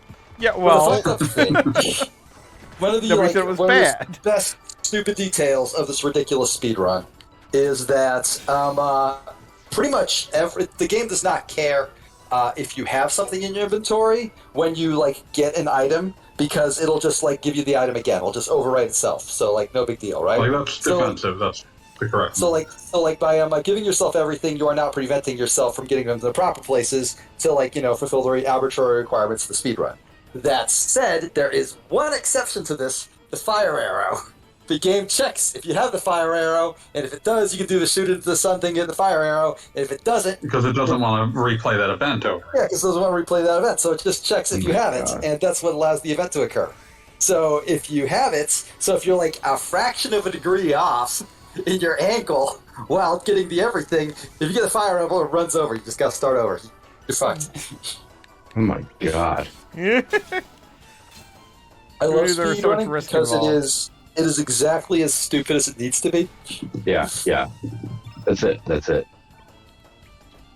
This also allows for several wrong warp glitches that basically just allow you to warp wherever, which means that technically the speedrun for all dungeons, because the written rule of the speedrun was go to every dungeon, kill every dungeon boss, then beat the game, get the credits somehow. How you get there doesn't matter. Who cares? Means that now the way that one is done is by running into Lost Woods, doing a extremely complicated series of setups and void outs, at which point you will just warp in sequence into every single boss room, so you can kill every boss and then warp to the credits. Done in 45 minutes. That's incredible. It's beautiful. I choose to believe that was purposely coded in there by some lunatic. That is 100% Mutamoto's goal. There will someday mankind's greatest entertainment will be watching people beat this game as quickly as possible. Therefore, oh wow, look at that tank. This is when you've decided on genocide, you've decided on genocide. I mean, I see you have elected the way of pain. When you said dwarves, I was expecting Lord of the Rings little dudes, not whatever the fuck those are. Yeah, these guys look like they're from an allergy, an allergy medicine ad. It's the nose. It really is. You get these guys from Claritin D. They'll clear right up. They'll be right as rain. They'll be productive members of society. Yo, They'll use their little tank to make you feel better. Kick? I guess not. No. For a second, I thought Skelly's attack animation was the flash kick, and I was like, I can't handle this.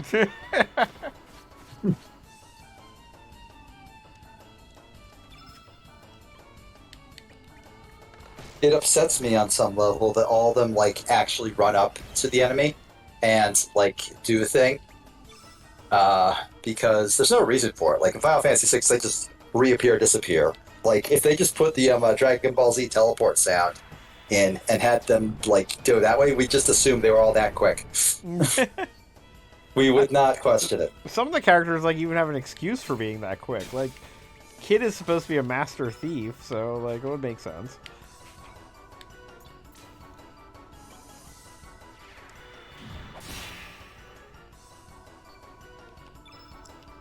I don't know. I don't think Master Thieves are actually that fast. I think they're much more just sneaky. Yeah. Like that dude from Sopranos, Big Pussy. That dude was not quick, but he was cunning. He was crafty.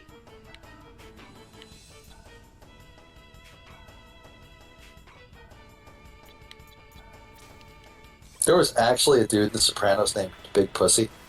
Yes. I believe so. Yeah, it was kind of like the point. I never actually watched The Sopranos, and wasn't ever going to, but now I might. The Sopranos kind of went out of its way to do that with naming and what have you. Oh yeah. I mean, Sopranos had some all-time names like Uncle Junior. Like as soon as you see a guy named Uncle Junior, like I want to know what's up here. Remember the horrible Sopranos PS2 game? I do not. Sopranos Road to Respect. Oh God. Yeah. Wow. Was it using the Scarface engine? I really hope only. Fucking everything about the Scarface game is incredible because it is a calculated assault on the point. It has not missed the point. It has decided that it hates it. And that comes down to the fact that there is a point in the game Scarface: The World Is Yours, where you can, for example, fucking buy the ash, like spend a great deal of money buying ashes of people like your sister. Like that's just why you can buy your sister's ashes. What possible use would that be? It's a fucking deranged video game. That game is like that is so bizarre. that is I'm in awe. I'm absolutely at a loss in awe. for words. I think the only bigger flex I am aware of in a video game about buying shit, be it Banjo-Kazooie Nuts and Bolts, where the one of the things on the list of shit you can buy is the secret behind Stop It Swap from Banjo-Kazooie. You can't actually possibly buy it. And there's not enough money in the game to buy it. Wow. And but some hacker, undeterred, hacked in, just gave himself 999 everything, and bought it. And it just said, "Wow, you actually went to this trouble for it." Literally just mocking him. Beautiful. Oh my Rare God. did that a lot. There's a thing in the Banjo-Kazooie GBA pilot game that it requires you to do basically everything in the game. You have to grind a shit ton to get it.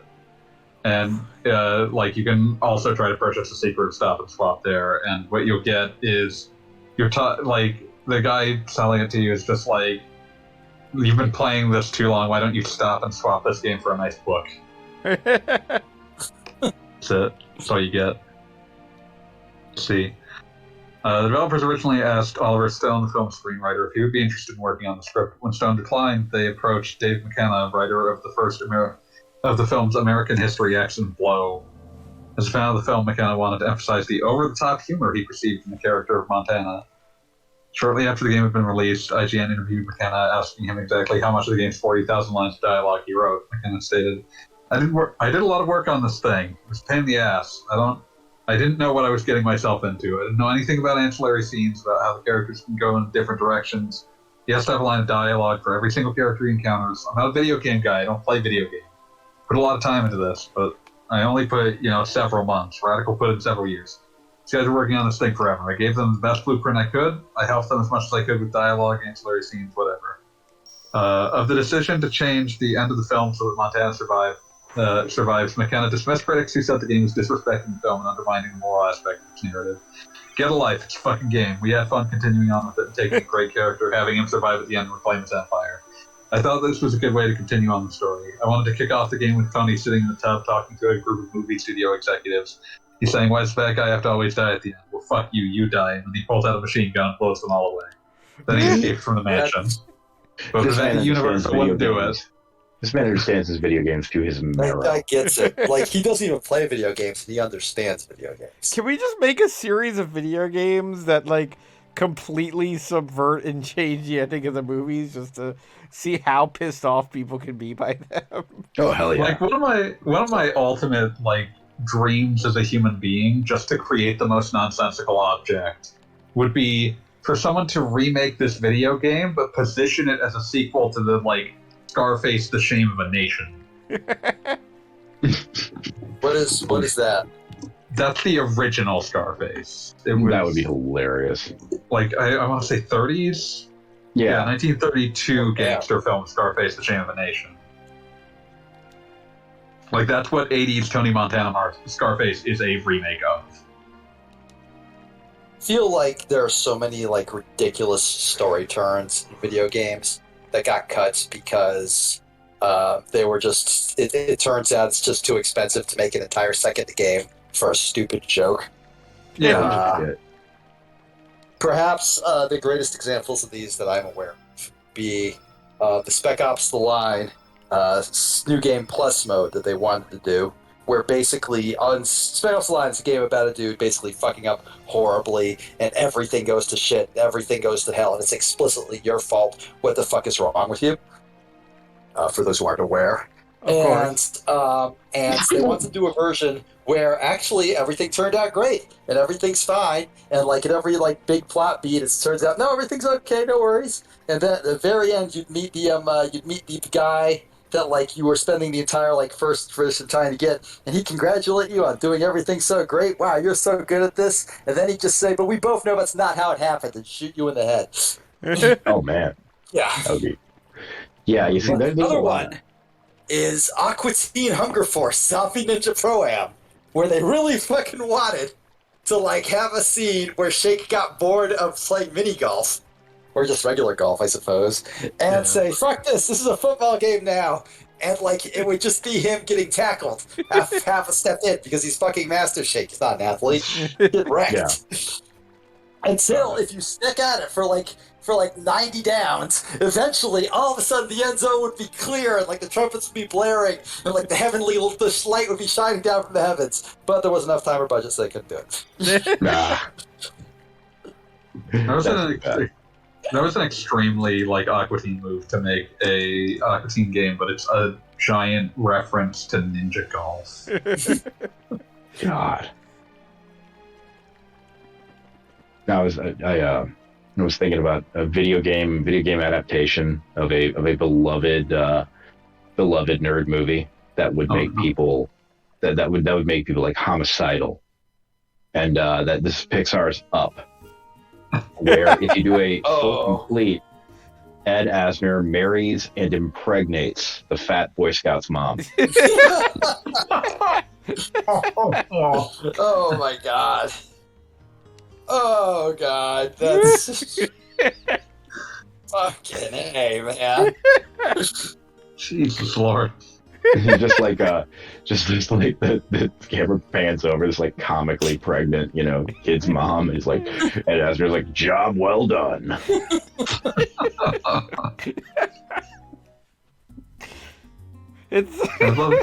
I love Wikipedia's like desperate attempts to describe Aqua Teen Hunger Force Zombie Ninja Pro-Am in like a genre. It is a hybrid kart racing fighting golf game. It takes place on several New Jersey golf courses. Wait, are they actual, like, based on New Jersey golf courses? I just assumed they were just... I assumed they weren't. I don't know. It does, however, assure me that ESPN sportscaster Scott Van Pelt provides commentary for the game. That is true. That is true.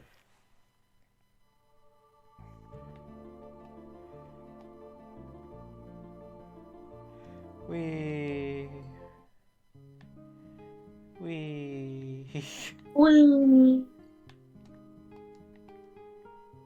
I'm not convinced anything's happened in this game in the last hour. I mean, we watched Genocide. What more do you want? And it was somehow the least impactful scene thus far, which is impressive. Burned Out Hermit's Hideout. That's a name. Hermit's Hideout. Oh, I get it, because everything's on fire. I feel like that burned out described the Hermit. You just had to, like, stop playing at double speed there, because, yeah. You lack the, God, I wonder if that's allowed on the speedrun. I mean, you figure it'd have to be, because all immediately available tools are allowed in any percent category. God, I need to look this up now.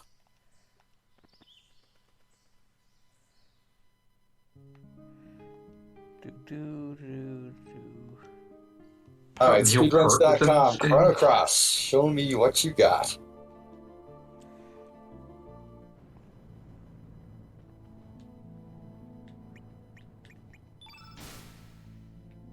Yay, we froze the magma. I'm gonna see if I can get to the end of this act before the end of today, so... Alright, currently the world record for PlayStation English, good ending, this is the categories, is 6 hours and 36 minutes. Terrifying. Japanese is slightly lower for the bad ending, 6 hours and 19 minutes. Good ending is 6 hours 53 minutes. So, a little bit slower there. For some reason, there is no bad ending on the English leaderboard. I don't know why that is. There isn't, like, the bad ending... There's precious little difference. Yeah. Anyway, it's sitting down and trying to kill the final boss with, like, health drain, or, like, just using the Chrono Cross. Alright, the all characters run. That sounds awful. I know, right? Is 9 hours and 5 minutes. There is a VOD. I will not watch it. And there's another category called Links at Fort Dragonia, which is currently at 2 hours 7 minutes. No idea what that one's about. I think it involves Fort Dragonia.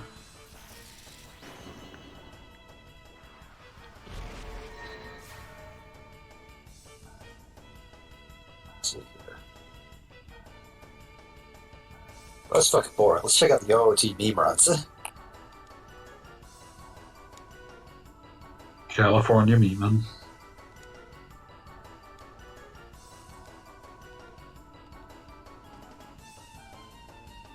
See, here we go. Ocarina of Time category extensions. That's the good shit.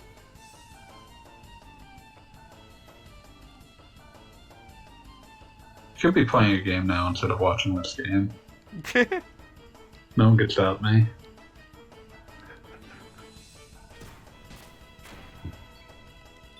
Okay. Let's see. And to beat up Salt and Pepper for the, like, fourth, third, I don't care time. Good old Salt and Pepper. Yeah, these guys. Okay, OOT Reverse Dungeon Order, which means starting from Spirit Temple and going all the way back to Deku Tree, is currently 1 hour and 38 minutes. Not bad. Not bad. It's gotta be slower. Let's see. To assist Looking for video dank game percents. appreciation. I know that was tracked. But they've changed the layout. It's difficult to find with the If I could talk about Chrono Cross for a second, like... No, Oh. not allowed. Like, Well, what's happening here? I is, wanted like, to hear about Chrono Cross. This is a boss fight, and, like, all the bosses are doing are using basic attacks. And because they're dipshits, but because yeah. they're dipshits, but it's like just such a waste of time. Like, I get that they had their little tutorial bit, but there's no reason for them to have. What part of this game made you think it respected your time? Yeah. That's fair. Like, it's just a very odd choice. You know, I think that's the thing that infuriates me. That infuriates me about video games more than almost any other form of media is that video games can disrespect your time in a way that damn near nothing else really can. I mean, I've said especially. This, well, not to interrupt, but I mean, I've said this before with Final Fantasy IV as my main example, because there was a run there where there was like another version of Final Fantasy IV being released every year. And I like Final Fantasy IV, so, you know, it comes out on the Game Boy Advance, it comes out on the PlayStation, it comes out on the PlayStation 2. I'll play it again. Like, it seems like fun to me. But, like, sure. I never enjoy the Tower of Zot. And, like, I know I don't enjoy the Tower of Zot. I know, in a manner of speaking, there's nothing there for me. And, like, you can read a book and know that there's a chapter that, like, you know, is kind of pointless, you don't like it, whatever. You just skip that chapter and you don't think twice about it, like, at all. Yeah. Final Fantasy IV? No, you gotta finish the Tower of Zot if you want to, like, do literally anything. Yeah, it's true. It's like, what is it, the chapter on Waterloo in Les Miserables. Yeah, there you go. It's like, shut up. Shut up. When I think of other media disrespecting my time, I usually think of books written in serialization and paid for by the Word. Yeah, the good example. Oh God, yeah, the tower. I'm sorry, I had to remind myself of the Tower of Zod. I have not played Final Fantasy IV since I, owned it on Super Nintendo. Yeah, no, and I'm sitting here and. Tower of Zot just has a run of the most punishing. Oh God, yeah, Sandy, Cindy, and Mindy, Barbara Shia, and like I feel like there's an encounter rate of like every 4 steps. Yeah, it's punishing. It is that is a brutal dungeon. And pretty much why I never played like Final Fantasy. That Final Fantasy IV or whatever through more than once. Like, I only played it through once because, I mean, Tower of Zot and the Dark Elf dungeon. The Dark Elf dungeon. God, at least in a manner of speaking, at least the Dark Elf dungeon has like a gimmick justifying itself. Like, there's something that you're kind of working around that you can work with. Like it's kind of like a Mega Man boss you don't like, but you find its weakness, and like then you can like triumph over it. But yeah, Tower of Zod's just like fuck you over and over again. Go ahead. I have to actually ask, what the fuck is going on, Goggle Bob? This guy runs up to you and talks to you, speaks to you directly about like, hey, this place is dangerous. Probably get out of here or something like that. So, he's trying to help you, and you respond by fighting him, but you're on 1 HP, but he keeps missing. Presumably because he was trying to help you and does not wish to hurt you. No, he keeps missing because I turned on cheats. But everything else you just said is correct. Is this supposed to be a fake fight? No, this is a real fight. Oh my god. This is the real fight to accompany the sort of fake fight we had with Salt and Pepper earlier. Man. But this is the Fire Dragon when he's in his less buff form. But he hasn't been hitting the gym lately. He's been busy. He's basically got that whole like Tengu from Fatal Fury thing going on. Oh, I see. Kung Fu. Whatever his name was. But that dude's hilarious. I love him. The way he just blows up, gets swole as hell. Does the Roshi shit? That was literally my most favorite part of Fatal Fury as a kid. It might be still one of my top 10 like fighting game moments. Oh yeah, absolutely. Like no, Fatal Fury is just full of delights. Like even before you're old enough to get horny from my Shiranui. Like I will now, so play you can come Goro along Mark. until the sequel. I will play Goro Mark of the Wolves until I'm dead. oh yeah, absolutely. Which establishes that her kid is kind of an idiot. I don't think that's officially her kid. They were. No, that's like her little saying brother, that. I think. I don't think it's even a brother. It's just like a child learning in the Shiranui ninja school. Just one of those annoying kids that they. Kid that just is like around. Nobody. That's like everybody would feel guilty if like they sent him off to get killed, so they just keep him around. I won't lie. I do maybe want Harry's fucking jacket from Goro.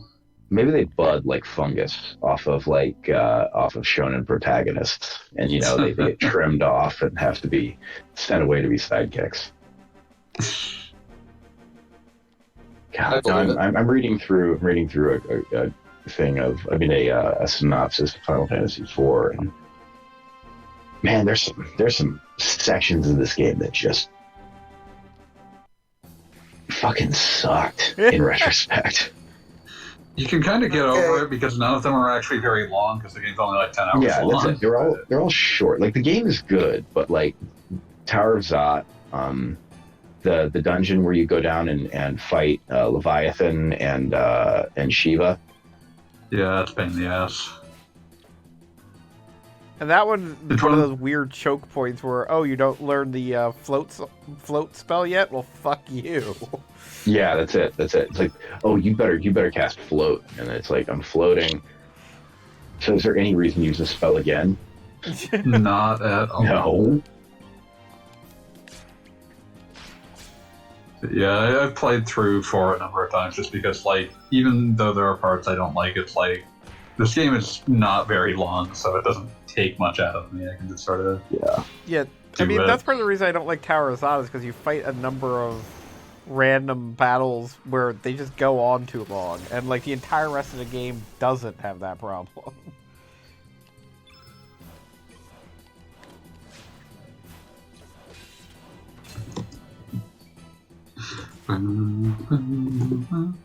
Doggo Bob, like I know this will be very upsetting to you, but instead of watching Chrono Cross right now, because I checked it and like you were being threatened by Sashomaru from Inuyasha, a gigantic naked man, and a tiny girl. Yes, that is accurate. She was screaming about how she hated you or something. I am instead watching the world record run for Go Home and Die percent for Ocarina of Time. Sure. Which is the speedrun category in which you need to go to Link's house and die inside of it. Wow. Which, okay. actually pretty difficult since there's nothing that ever can kill you. Oh, that's wild. That's so fun. what is the solution to dying there? I am, like, skipping ahead. Currently he's just getting Deku sticks, I'm not sure. I'm sure all this setup is valuable and necessary.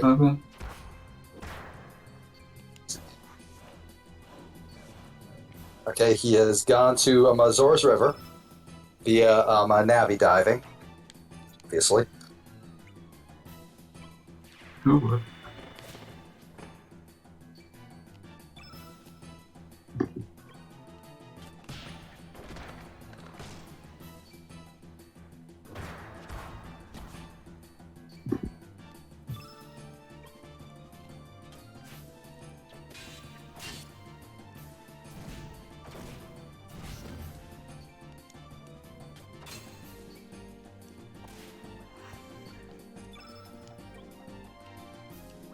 Some reason he's gone to bottom of the well.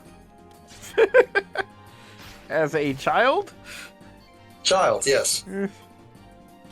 Oh, probably because it's the easiest way to get bomb shoes. Yep, I was right, bomb shoes. It's always bomb shoes. I forget, is Ocarina of Time a game where the bomb can cause you damage? Yeah. Yes, very much so. There we go. Okay, then save warps back. He save warps back to the entrance of the well. I'm assuming as soon as he's outside, he's going to save warp again to go back home. I was right. All right. Well, all right, guys. I'm going to call it a night. Take care. See you. All right, have a good one. Say have fun, but I mean, things being Still what playing they are. Chrono Cross, so not Yes, really. we're playing Chrono Cross. Go with God. We're doing our best. Let's see if that's okay. Oh, you can't actually you can't actually use any sea items inside Link's house. He had to kill himself on the balcony and walk And get launched inside on into the frame in which he died. So he entered the house with 0 hearts and died immediately. Yeah, Okay, makes sense. I'm impressed. Some You got a skills. star. What a star this Goggle Bob is. What a great fellow that Goggle Bob. Boy, I sure do like Goggle Bob. Don't we all? Okay. All right, we're back at the intro to Chrono Cross. Fine. They rendered Fort Dragonia, and we're gonna look at Fort Dragonia.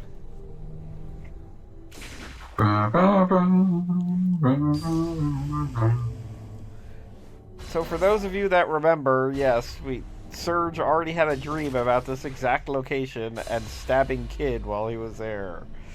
Well, that sucks. I guess I'll just do it anyway. Yeah, sometimes you just gotta do it. Now this is one of those interesting bits with the whole stupid silent protagonist thing, because I literally have no idea if Serge let anybody know that this is something on his mind, or if it's just kind of assumed he's keeping it to himself. I mean, nothing about making him a silent protagonist fits any narrative purpose. Agreed. I want to It say feels it like sort a of choice made. completely unconsidered. I want to say it sort of made sense that Chrono was a silent protagonist because I don't know. Chrono doesn't have to carry the emotional weight of the story and has nothing to do with the game's backstory. Yeah, Serge is carrying the entire emotional weight of the story and is intrinsically tied heavily into it. so that's like if they made Cloud a silent protagonist, which would be Pretty nice. Kinda, much. yes. And not only that, but not only is he carrying the weight of the whole damn thing as was stated, but there are many characters involved in this plot that are just straight up relationship with Serge is their existence. Yeah, the only they're defined largely by their relationship to him. His interiority is a huge part of what's going on, and making him silent serves nothing and no one.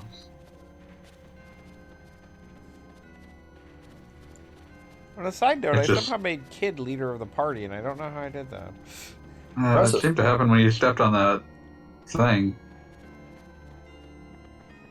That is true.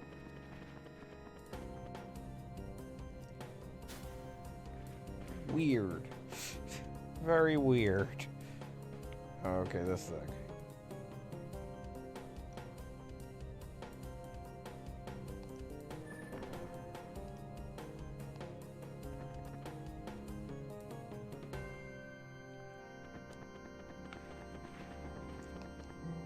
You find your proper path. Head, body, and tail. I'm not even worried about treasure. I just want to make this part be over. Okay, so that won't go all the way. But we will try something else.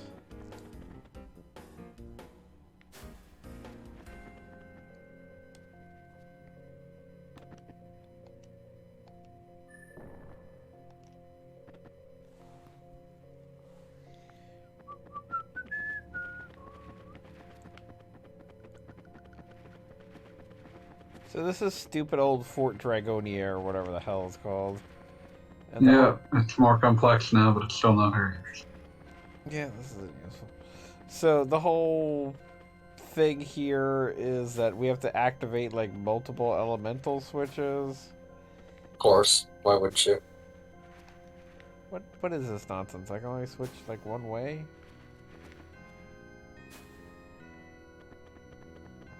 Oh my god. there somebody to put Skelly in the front? Can't really know from that panel. Oh yeah, I guess maybe there's another panel. I don't see any options, so fuck you. Fuck you. Fuck everything. But fuck you the most. Fuck everyone. But fuck you the most. With big rusty pole or a splenary post. Yeah, fuck you the most. Fuck. True classic. Perhaps the only true classic.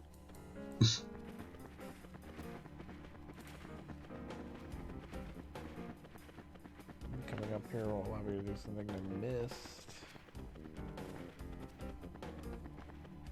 Nope. Sigh. I don't actually know what you're supposed to be doing here.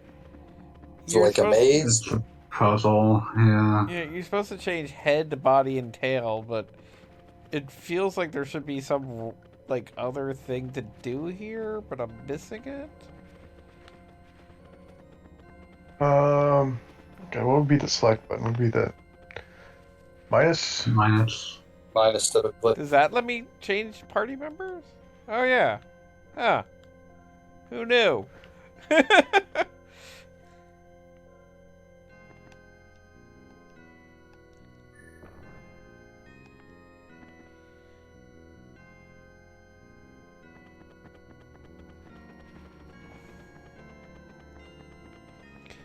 Yeah, this is the only time in the game that you actually need to know how to do that. Yeah, I tried pressing L and R, but that's like the usual answer.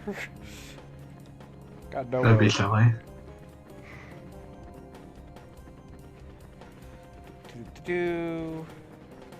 Remember Castlevania Lords of Shadow that was like, if you ever think a puzzle is stupid, just tell us and we won't make you do it. Yeah. I mean, like, I've heard nothing but bad things about Lords of Shadow, but that seems like a decent choice. I mean, my favorite thing, possibly my favorite thing I've ever seen in a video game was... But also perhaps a very cowardly choice, because it displays great lack of faith in their own product. I mean, I can tell you that there was... Again, one of my favorite things that I've seen in a video game was one part where they explain this whole stupid variation on chess.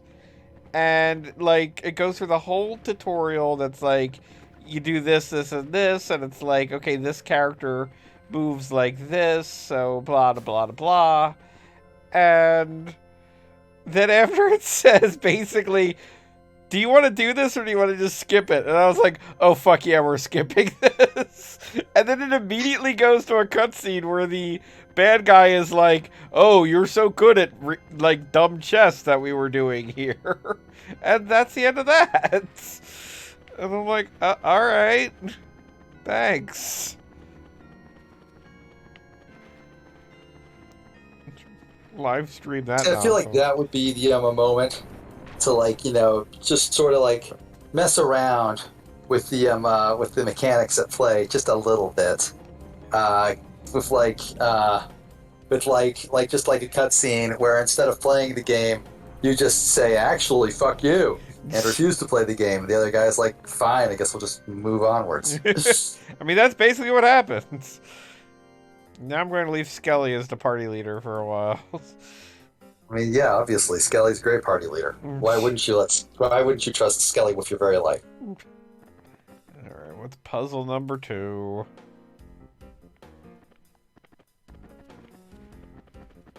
Spectacle Rock or some kind of nonsense.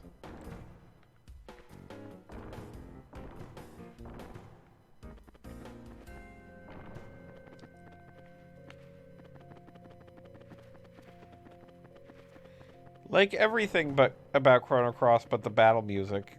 I do enjoy the music here.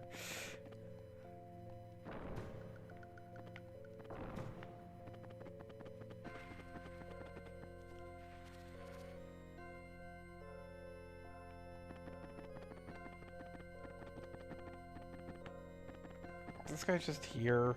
Am I supposed to beat you? I don't feel like it.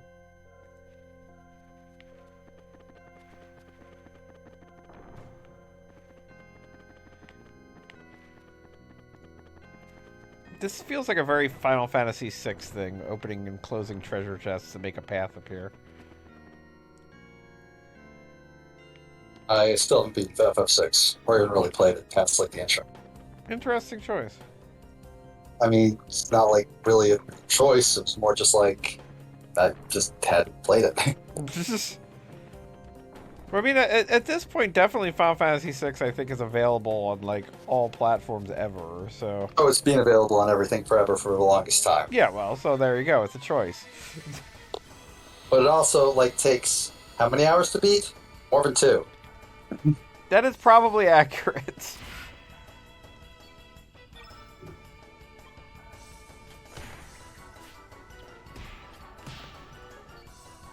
Also, just a reminder that the Arcacia Dragoons have conquered the fort here. And we just walked into a room where one is, like, mounted on a dragon and ready to fight you, so... He was just kind of lying in wait in a room in the middle of a crypt with no windows, just ready to fight somebody. Got a lot going on.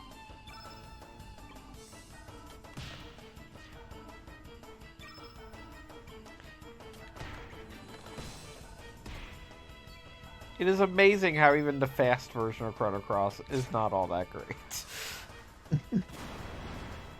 Oh, I mean, yeah. It's just... Like, it's not so much... And I'm saying it's not that great as in, like, it's bad. I'm just saying it is not... It still feels very slow.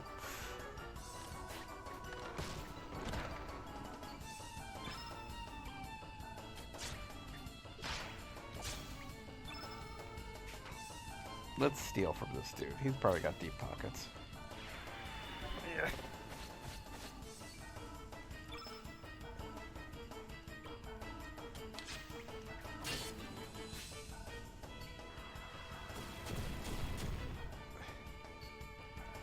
I wonder if the enemies are at all aware that, like, there's literally no way to hit us. Like, you know, they're just like, oh man, he dodged that one again. These guys must be really fast. It's like, no, I'm cheating. Don't worry about it.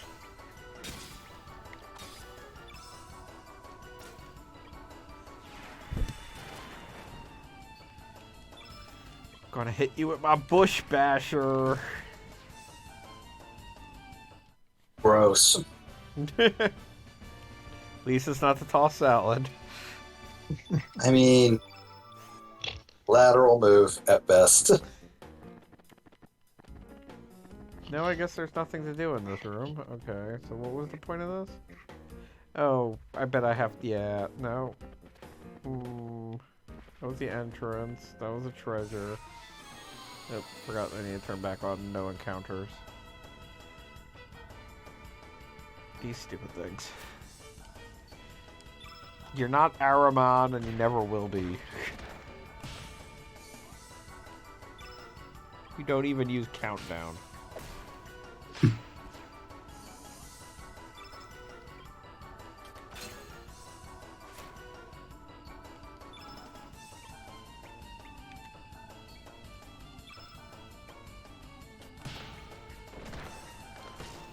For the record, anytime I switch between characters, it's because my finger slipped. Cool. Just the way it is. Doesn't have to be. That's just the way it is now. Alright, so we're back to sneak mode. And I am trying to figure out what the hell we're supposed to do in this area. Just a treasure over here. Yep. Doesn't do it.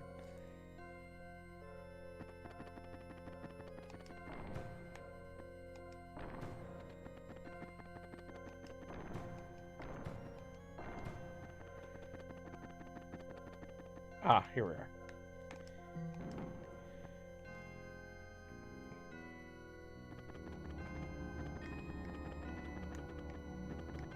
Come on, Skelly. Oh. Turns out we have to fight the blob, as you do. Destroy Skelly. Go Skelly. I'm sorry, giant goop. Big. No. I reject this. I reject this violently. I mean, they heard that Akira Toriyama got really famous making slime, so guess what?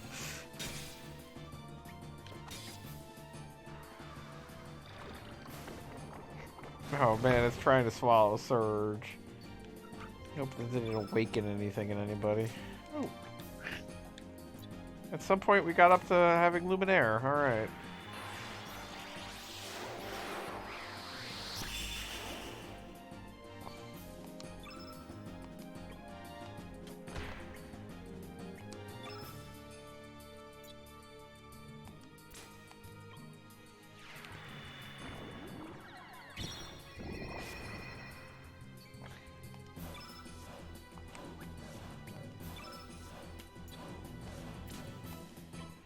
I like the description of the throw a whole bunch of daggers at once.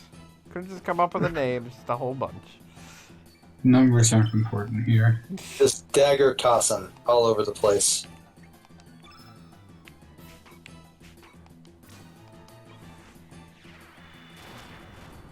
Chrono Cross has a lot of weird out of nowhere bosses. In most old JRPGs of a certain vintage have that. I mean, it's not unusual, but they definitely seem to have a fondness for, like you have to activate 4 switches and one of them is inexplicably guarded by a giant slime.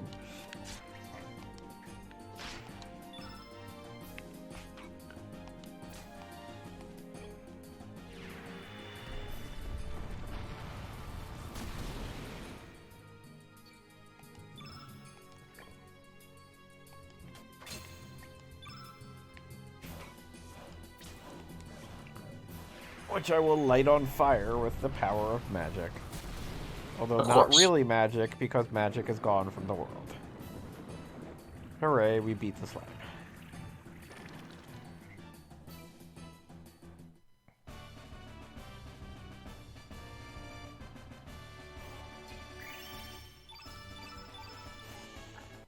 Wasn't even paying attention to when we got up to having enough stars to do our next level tech. I think it was after the last one. Yeah, that should be about the time. Alright. I also like the flex of making Chrono's best move, like, Serge's second best move. Ah, I see what they did there. But Luminaire was exciting in Chrono Trigger. It's not. Yeah, this is just kind of like, here you go. Alright, what we got here? Some kind of maze, yay! Yeah. I'm not gonna fight you, because I don't have to.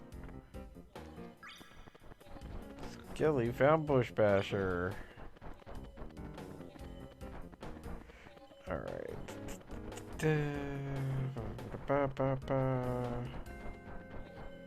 Oh my god. I don't know why they made this dungeon so long. Eventually, in the fullness of time, we will be able to do something else. I mean, just the parts where Chrono Cross decided to focus are just bizarre in some ways. Like I can kind of see how they're building anticipation here because you kind of have insight on what's going to happen. So I guess they're, like, stretching it out. Hooray! But by the same token... Stretching it out. Yeah, stretching out isn't necessarily a good thing. In fact, it's PS1 very RPG, often that's a more bad playing thing. for your goddamn butt. Can we now sneak out of those? I should have gotten pizza. Beat did. Yeah, I know. That's why I'm thinking true. about it. Pete, email me your pizza. I can't. File size is too big.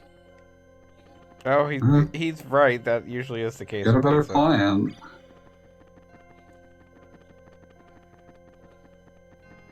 I'm not signing up for an entire new email address just to send you some pizza. Harsh but fair. My Google storage is maxed out. I can't send a pizza. Let me down when I need you the most, Gogglebot. I apologize. Don't blame me. Blame the company that said they were going to give us unlimited storage and then decided not to. They promised to give you unlimited pizza. Did they ever check in with like some of those people who won like a lifetime supply of food at Olive Garden or whatever? Like, are they still around? And I watched the Sonic movie yesterday. There's a lot of Olive Garden products placed in that. Really? It's kind of surprising. I know you've seen it. What? Sonic 2 or the first one? The first one. Oh, okay, yeah. No, that's not surprising. Yeah, that there's absolutely a ton of Olive Garden placements. No idea why. I mean, Sonic. I assume money, the but franchise is sitting right there. Yeah, I don't think Sonic the drive-through is going to pay enough. That's the problem. Probably not. No.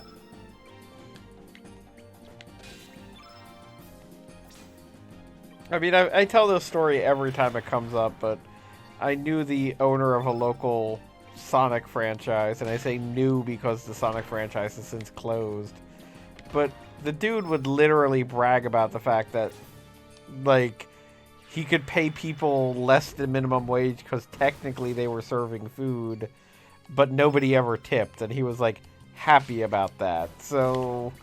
I mean, sounds like a good person to have out of I your was life. about to say it. Yeah, like that's poisoned me on the entire concept of Sonic. seems like a whole bunch of red flags just like right there. Yeah, when I say I knew the person, it was like this not a was happy not somebody I wanted to relationship. spend any time with. Blue streak speeds by Sonic the Hedgehog. He can really move. He's got an attitude. And his voice has been recast. Yeah, I'm surprised he didn't have Urkel in either of the new Sonic movies. I was talking about the new cartoon. That too. Oh yeah, what is going on with that? They just did like a preview that shows like some of the voice cast. Sonic and Eggman have both been recast. Okay, I gotta look this up now. Oh. Wait, Eggman recast? I was gonna say, what's That's- Eggman even sound like then? Well, They that's didn't play him, it's just that Pollock is not in the credits of listed voices. And has indicated that he is not involved on Twitter. Pollock is an extremely professional individual. Yeah. Like when it comes to like job stuff, never talk shit about like someone passing him over or anything like that. He's very always like whenever he gets asked to do something, to do some stupid meme thing, always make sure it's like okay, like that he's not like stepping on any This won't toes. reflect poorly on the thing. Yeah, no, he. I mean, that has to be a like, huge thing when you're a voice actor because. Oh, absolutely. Also, apparently, very friendly individual. Yeah, I like him. Never heard anybody say anything bad about him. Never really But nothing- interacted with him in any meaningful way, so I can't confirm, but by all appearances, he seems like an extremely nice person. I like your statement of interacting with him in not a meaningful way, like, He did respond to me once on Twitter. Oh, really? Yeah. I made I've some had a good stupid run. joke on one of his tweets, and he replied. It's Aw. long gone. I went down for beat Twittership. But you can probably find his response still. I don't think that's changed. If you That look makes for it. They had a good run with Eggman voice actors. Long John Baldry did a good job back in the 90s. Let's see. And R.I.P. Dean Bristow. 13 Bristow. Okay, 3 out of 4 elements done. Well, 3 out of 4 elements on this floor. Amazing And that R.I.P. this Long like John ad Baldry. for this ad for the new Netflix series has a big presented by Paramount Plus in the corner. The fuck? Yeah, just telling you. Alright, Sonic looks very much like Sonic. I don't know if this show will be any good. In fact, it might be very bad. But Boom was good for a laugh, so maybe. I mean, knows? I have yet. I think Sonic Underground is the only only Sonic show that I've ever seen that like seemed. I don't want to say irredeemable, but just kind of unnecessary. It wasn't clear why it had been made the way it had been. There's no explaining away Sonic Underground. Its very existence is... Remember when they accidentally put one of the Underground characters into the background of Sonic and Sega All-Stars Racing? I did not know that happened. Hilarious. Wait, it was an accident? Yeah, it was not supposed to be in there. They were just like pulling up art. I think someone mistook her for Amy, like Sonic's sister Sonia for Amy. She's just in the background. They tried to patch her out, but they couldn't get rid of her in the Wii version. They didn't have a patching mechanism. They tried to patch her out. Like, she was patched out of the PS3 and 360 version, but they couldn't do anything about the Wii version. They didn't have a patching mechanism, so... It's just like, oh, oops. Mistakes were made.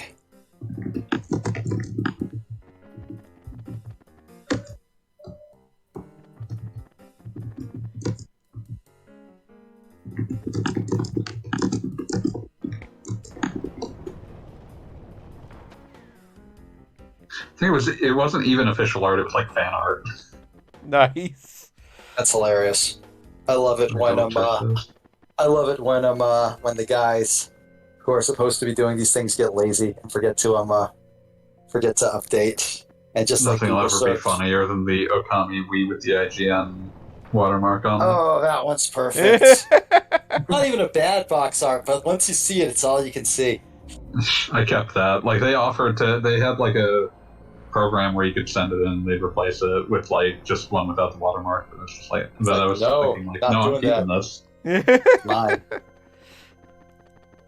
It's the most fun I'll ever have with Okami. I was actually going through my old DVD collection recently, and I've got a bunch of the Simpsons DVD seasons, and the one that has the first one that the box was made in the shape of like Homer's head, like still, oh yeah, that thing sucks. And there's still in there like a little note that if you don't like this, you can get the old box by like contacting this email address or something. Those old boxes are rare, but people prefer them. It's like the head boxes just are not. They just don't hold together very well. Just generally pretty bad. See, in the Wii and Steam version of Sonic and Sega All-Stars Racing, Sonya appears on a playing card representing Queen of Diamonds, which can be spotted on the ground of the racetrack roulette road. Sonya's head was taken from a piece of fan art from DeviantArt.com DeviantArt.com, drawn by a user formerly known as Lightning Duchess. Steve Lystedt, game director, commented on the cameo by saying, "We take these things seriously at Sumo.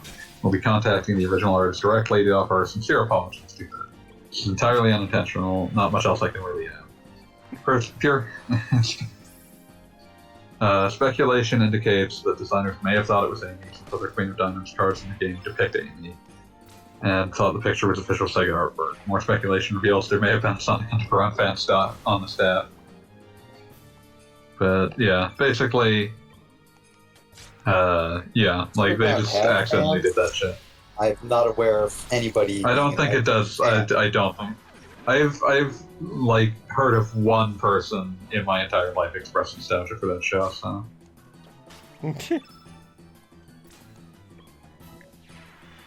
And what was the circumstances of that? Just someone I saw on like a message board long ago.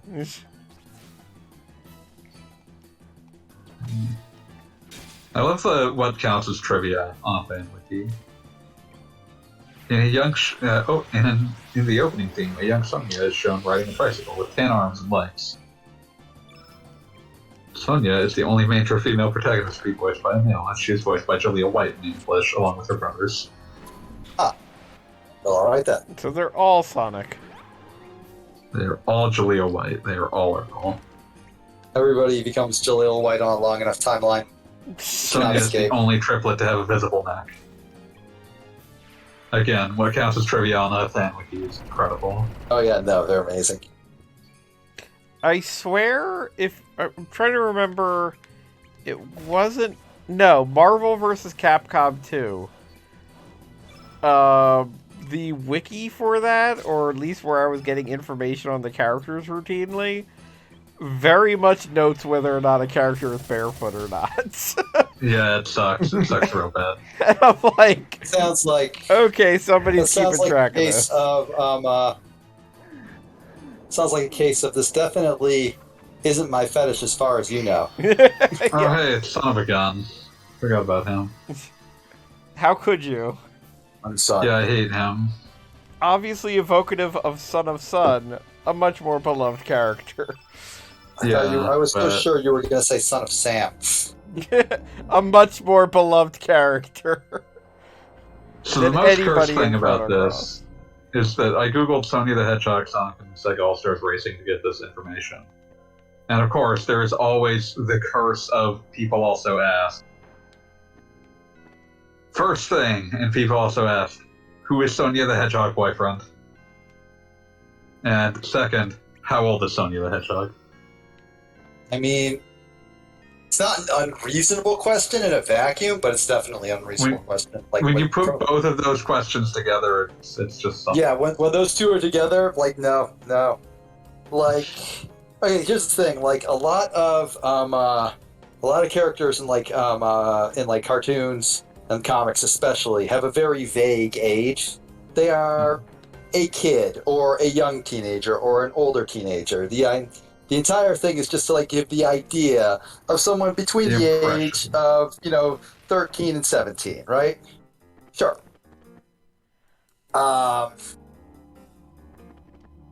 That said, no, fuck you. Don't do that. Also, the third question, which seems more innocuous, are Sonya and Manic canon? So opening that up, however, reveals to us that it's sourced that the answer is sourced to Sonic Underground's entry on the shipping wiki. What? No. Oh dear, on the shipping wiki. Bad. No. Stop No, it. take that back.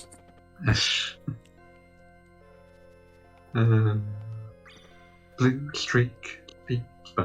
It was weird to me when I was watching the Sonic movie. A few things. One, I don't fully understand why the evil sister-in-law existed.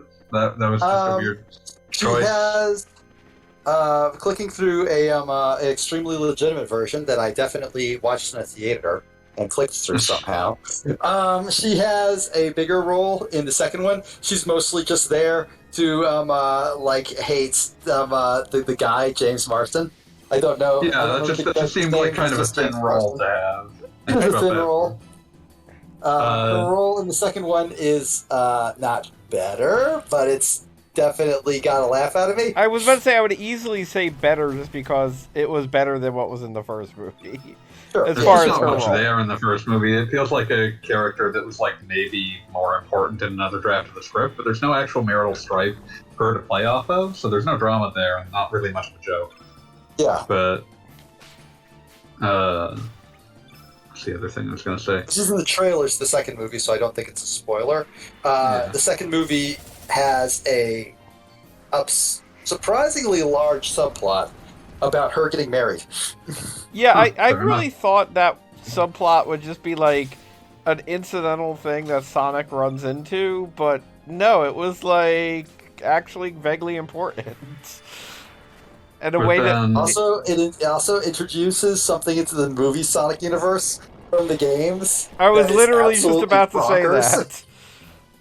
It Can't believe introduces that her ring has a Chaos Emerald on Not even that. Not even that. let me tell you. See, deeper lore. Let me see if Fanboy can guess when I say the best thing that was introduced in Sonic Adventure 2. Oh god, how is she related to Shadow? I did not say anything best. about Shadow. The other best.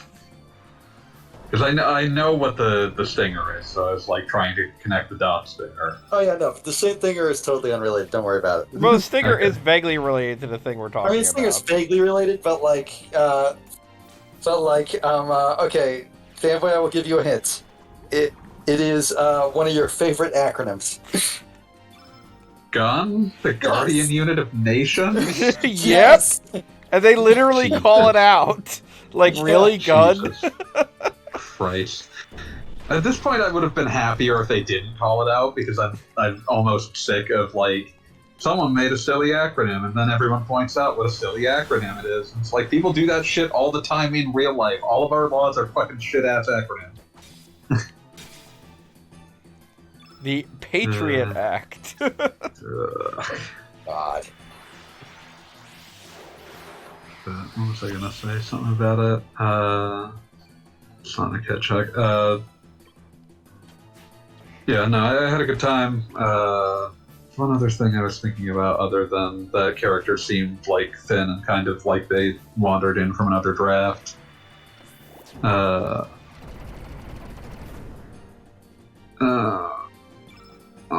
No, it's gone. It's gone. I don't remember shit. I mean, I do have to say, if nothing else, Sonic the Hedgehog 2 identified that nobody showed up for Sonic the Hedgehog 1 to see the humans. Like, they're not completely removed in any way, but it very much is, you're here for the talking animals, we know that. And Dr. Robotnik. He's spending his time in Mushroom Hill Zone. Apparently, that was a very, very dated dig against, I kid you not, the Mario series. I was going to say, that was a Mario thing, right? Yeah. Like, I just saw it and was like, oh, it's Mushroom Hill Zone. Yeah, no, everybody thought it was Mushroom Hill Zone, because it looked like Mushroom Hill Zone. There is a place in Sonic that's just nothing but big mushrooms. Yeah. Yeah, I'd never have assumed that was meant as a dig. It's much worse as a dig. It's much better as just being, it's much better as just Mushroom Hill Zone. It's as a dig, it makes no sense. I almost, like, I don't want to sound, I don't want to be, like, I don't want to come off stronger than I mean, but I do take, like, a degree of issue with the movies, like, you should just never leave your hometown. Yeah, no, fair. Like, there's like ways to make that work, but the framing never struck me as like a good reason to be conflicted about. Like other than Sonic's like personal. Never hope for anything more than what you have.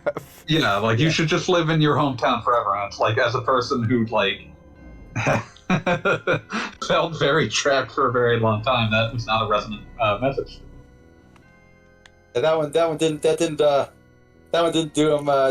do numbers in the coveted fanboy master demographic. Yeah, pretty much. But yeah, is there anything else that I actually wanted to mention about my deep Sonic movie opinions? Oh yeah, this is something where like I get how it happens, but it disappoints me nonetheless. I feel like Tails is fundamentally worse conceptually when Tails' driving motivation isn't Sonic's cool, I'm gonna hang out with Sonic. I'm not sure I agree, just because I love the idea of your number one sidekick is also your number one fan. That's what I'm saying. Like, that should be Tails' motivation. It is. It's just that when I see the stinger they give at the end of Sonic 1, okay, yeah, they sort of amends that in the sequel. Okay, good. Yeah, they make it better. Like that when Tails comes across as a guy who just thinks Sonic's the shit and wants to hang out with him, and Sonic is, a cool guy who is totally down to hang out with whoever. Yeah, like that's the correct move, because like the stinger that they give at the end of the first one is like, oh, I must find Sonic because of the importance of Sonic, and it's like, no, like you're Tails, you just think Sonic's cool. Yes, which is yeah. I had completely forgotten about that stinger, but that's basically how. Honestly. But yeah, no, Tails shows up and he's basically, hey, I'm Tails. Sonic's like, hey, cool, we're best friends now. Let's be best friends now. And they are best friends. I don't think it gets across the thing I really like about like their canon, I guess, game canon relationship, which is that they are literally adoptive brothers, and that like. You know, like, I remember people complaining, oh, Tails acted really weird in Forces. No, he didn't. He just saw his brother die. He acted He's normal really for sad that. about that. Yeah, Yeah. he broke all of reality because he didn't like that. Yeah. Like, that's where Tails is at. Forces is like the point where it feels like Sonic fandom fully hit the point where they can't comprehend the idea of a game that's just okay. Yeah. Yeah, everybody was saying, Like- oh, it's really bad. I'm like, no. Like it's the worst one. Like it's as bad as Boom. It's like no, it's really just not. It's just okay. Oh, I forgot about the it's- Boom game. There are yeah, 3 it's- Boom games. I forgot like about all all of like- them. The 3DS Everybody ones are forgot about all fine. the Boom games. The 3DS ones are fine. The Wii U one is obviously at least a year and a half too early and on the wrong platform. But yeah, like this concept of like this game is just okay, kind of middling, not perfect, but not horrible. Completely lost on Sonic fandom at large, who seemingly were completely incapable of comprehending a game that was just fine and had to decide that it was the worst or the best. It couldn't be. Yeah, It could not just be fine. We're so used. Sonic fans are so used to having their games Feast either or famine. transcendently wonderful or horrendously bad. I mean, I do Completely have to feast or say famine. that the plot of Sonic Forces is one of the most bonkers things I've ever seen. Oh, it's beautiful. It is. And It's a beautiful mess. I could see how that would Also- throw somebody off. Also, everything to do with the game having a song in it called Fist Bump. Pretty great. Sung by the Newton Hoobastank, no less. Yeah, I mean they love getting like those washed up like pop punk bands to do fucking songs. It's like the fucking Bowling for Superman was the Sonic Unleashed. Yeah, no. Uh, And Zebrahead was every song in them. Well, not every song, but like the big song. Like not just the guy from Zebrahead, all of Zebrahead. Yeah, it was Sonic 06.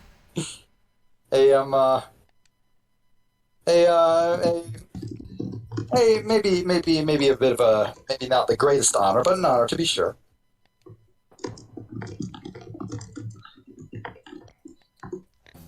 Like, I like they didn't that- know the game would suck when they made a song about running fast. To take a moment to talk about what's just happened in Chrono Cross, I very much appreciate that Lynx literally stabs Viper in the back and then challenges you head on. Like, he couldn't just do that twice. that'd be silly. Yes, You gotta honor, think except you're for that never guy gonna who see this stabbed in the weapon back. again. That guy he just stabbed in the back. I think Evil Serge winds up with the That's right. Yeah, site. like a decent chunk of this game is some sort of brain swap bullshit, right? Oh, we're getting there. Almost the majority of it. It's a really long time. Really? That's strange.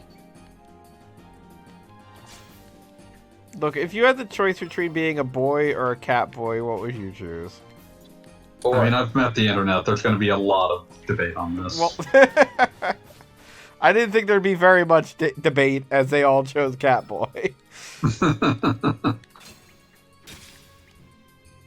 I don't know what to tell you. I'm not a furry. I'm sitting this one out. Genie once again makes the correct choice. Abstain. I mean, I'm not afraid to say that I don't necessarily want to be a cat boy, but I always thought it would be cool to have a tail. Yeah, that'd be cool. Like, I feel like there's a lot you can learn about a human being where if you present to them the concept of humanity could have a tail and exactly what tail they imagine it to be. I remember having a conversation with a friend, like, in high school, and we started talking about the whole tail concept, and he just immediately went into the idea of human beings basically having dog tails that they wouldn't be able to hide. Like, they'd get really excited about things, and you just see something wagging. Like, oh boy. What about a tail concerto? That's something else entirely. Doesn't have to be. I think it does. I think it literally does have to be. Oh, Lynx dropped 666 gold. Oh, I get it, because he's the devil.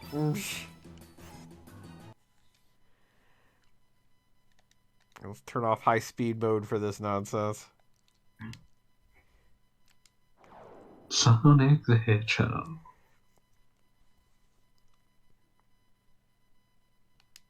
You're more trouble than I thought. Serge, have you ever questioned who you really are? Well, no, because I literally can't talk. Also, who you really are is not actually a relevant question in the scheme of things for Serge. Yeah, I mean, he's a guy from a fishing village. He never really had, like, introspective, like, oh, why am I a superhero type stuff going on. Like, even the weirder part is that, like, who he really is, like, not... Like, it's not how anyone would ever frame this question. It's, like, the fact that he can have some connection to the fake computer is not who he really is. It's just something that happened to him. And also just the concept of even the mystery happening here that we're all aware of is that Serge is dead in one world but not in another. But we already know that. I was about to say, but at this point, we've like completely established, oh, there's two different dimensions and things are different. So it's not like even that mystery is a mystery. It's not like a huge change. Like, yeah, it's like, okay, I get it. In this universe, I died. Who cares? There are other people who died in this universe that weren't you. Yeah, and also one of my party members is a walking skeleton. I'd have more questions about that guy. Yeah, like, seriously. Named Skelly. Like, death isn't permanent for some people, apparently. So yeah, you swap because you looked into the chart of Lavos, I guess. For some reason, that swaps you. Yeah, I don't. That power of it, I don't know where that comes from. That's never relevant again. Well, I mean, you do eventually need to get another one of these things so you can get your body back. You don't get your body back. Okay, so you can regrow your body from a fetus. What do you want? You get your body back in a way. Oh, hey, Serge just talked for the first time. He's extremely real and talking right now. And I like that you used the controller for a second and realized that you control links.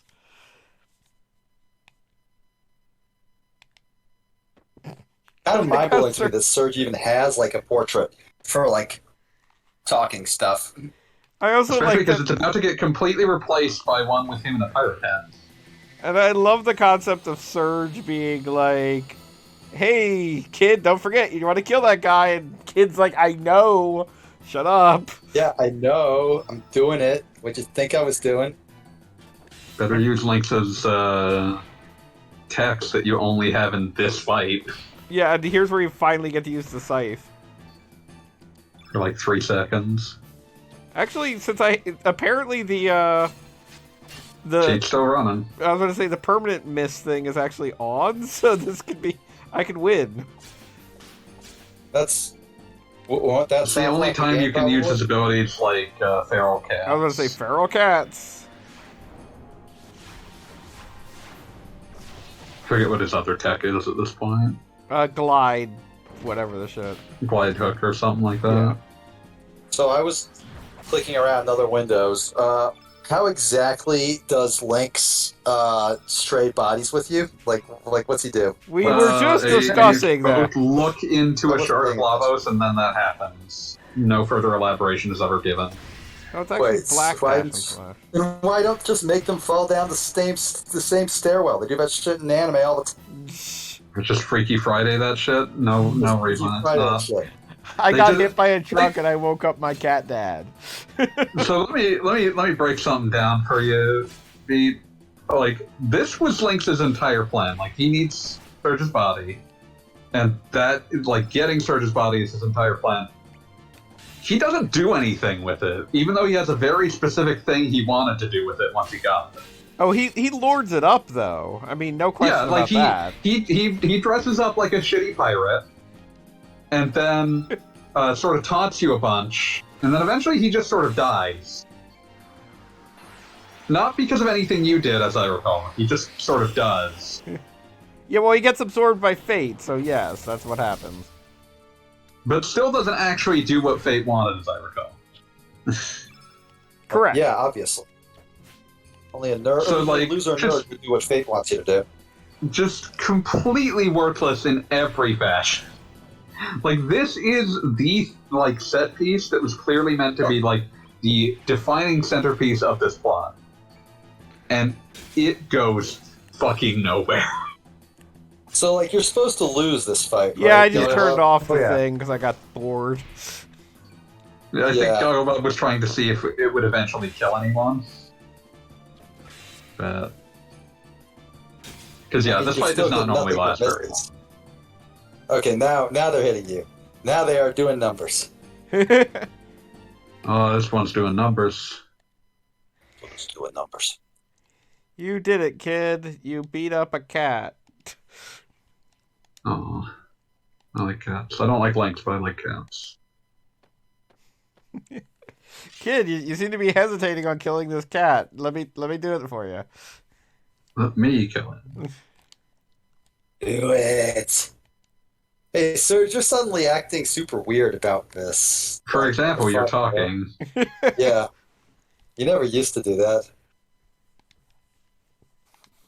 Wait. I also love that Lynx has this whole stupid plan, and he gives it away, like, immediately like an idiot. But it is impossible to piece together, like, I just think a lot about Deptford's posts about Lynx, because Deptford legitimately loves this game. And does like a lot of the things that it's doing, but he made like 3 posts just talking about how much Lynx as a character fails the rest of the narrative.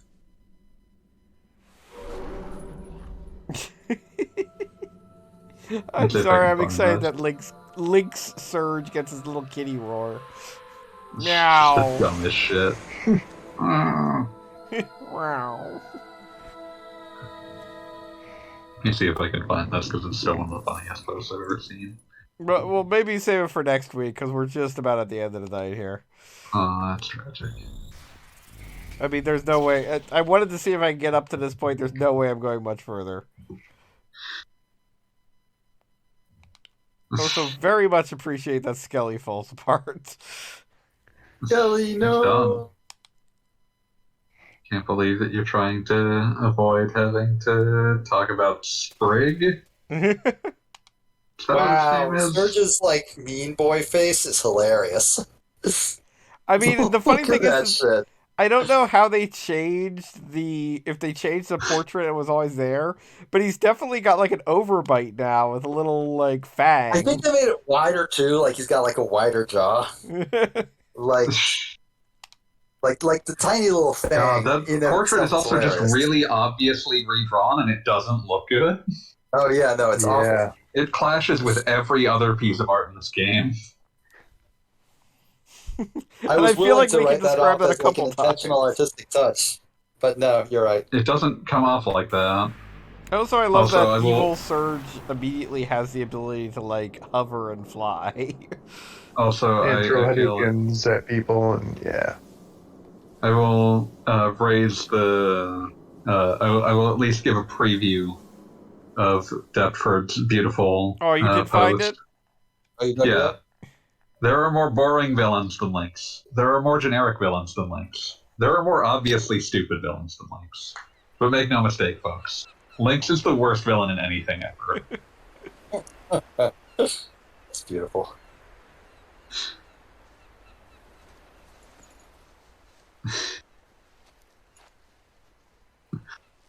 And that's despite the fact that he is not without strong points. For one, he's got good presence. His design, unless we're unable to get past the lull he's a furry, and as this is not something awful 10 years ago, I assume you can, is really striking, dark, and mysterious. He's a very iconic figure for the game, and with good reason. And with his distinct, giant, wibbly-wobbly hook-scythe weapon and his weird, creepy cat shadow minions, really he works on a surface deep level. But then he opens his mouth and you start learning about him and it just all goes horribly wrong.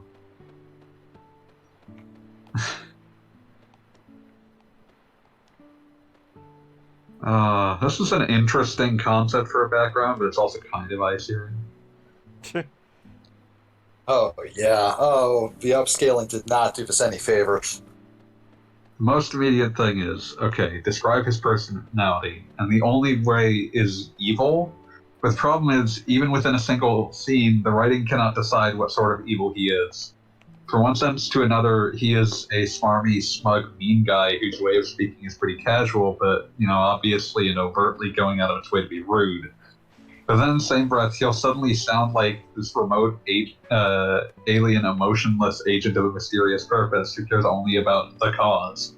But then he'll give a flamboyant, evil laugh, or say something just to piss you off, or hurt kids' feelings. But then he's back to, you are the chosen one. And it's just, these are mutually exclusive ways of behaving. The only thing in common is being evil and boring, but in two completely different ways that are at cross purposes with each other. Sometimes cruel and mocking, other times silent and pragmatic. He literally has no personality, let alone a cohesive one that you can feel much about one way or another. And what is his goal? Oh, this is fucking convoluted as shit, but to keep it simple, Lynx's goal is to get Serge to open a door. That's it. Get him to open a door. Get him to open it. And who is Lynx? I mean, that was sort of Gandorf's store in Ocarina. But the problem is everything else about that. Who is Lynx? He's secretly Serge's dad, but mind-controlled and corrupted by the evil computer Fate to act as its agent, or avatar, or whatever. I'm not sure if Lynx is literally Fate in mind and spirit, or just a loyal minion of it. He has so little identity either way that literally does not matter. Why does Serge's dad now look like a cat? Well, because Serge has a phobia of cats due to being attacked by a panther demon, which, based on available evidence, is just a normal-looking panther, but poisonous. As a child, so Fate goes out of its way to alter its agent form into what Serge fears most. A panther? No, some other kind of cat. Which begs questions as to why, but not as many questions as the whole make him a kitty cat thing begs on its own.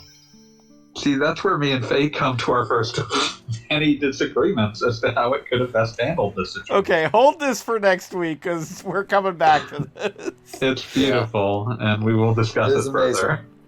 For now, we are going to take a break for the evening. Yeah, no, we've done enough Chrono Cross. That is enough Chrono Cross for one night. That's enough Chrono Cross for anyone's money. Headphones just came out. God damn it, now I can't hear anything. But I can see you're talking. Awesome. Damn it. We're talking mean shit about Joe. Hear you now. There we go. We can hear you just fine. Now I can hear you. We took that opportunity to talk shit about. Yeah, we jumped on that. I was recording it. You will never hear it. Like, I couldn't hear it on my headphones, but I can you're not going to post this anywhere, so it's fine. Yeah, you're not going to post that. All right. Okay, so we're going to bed.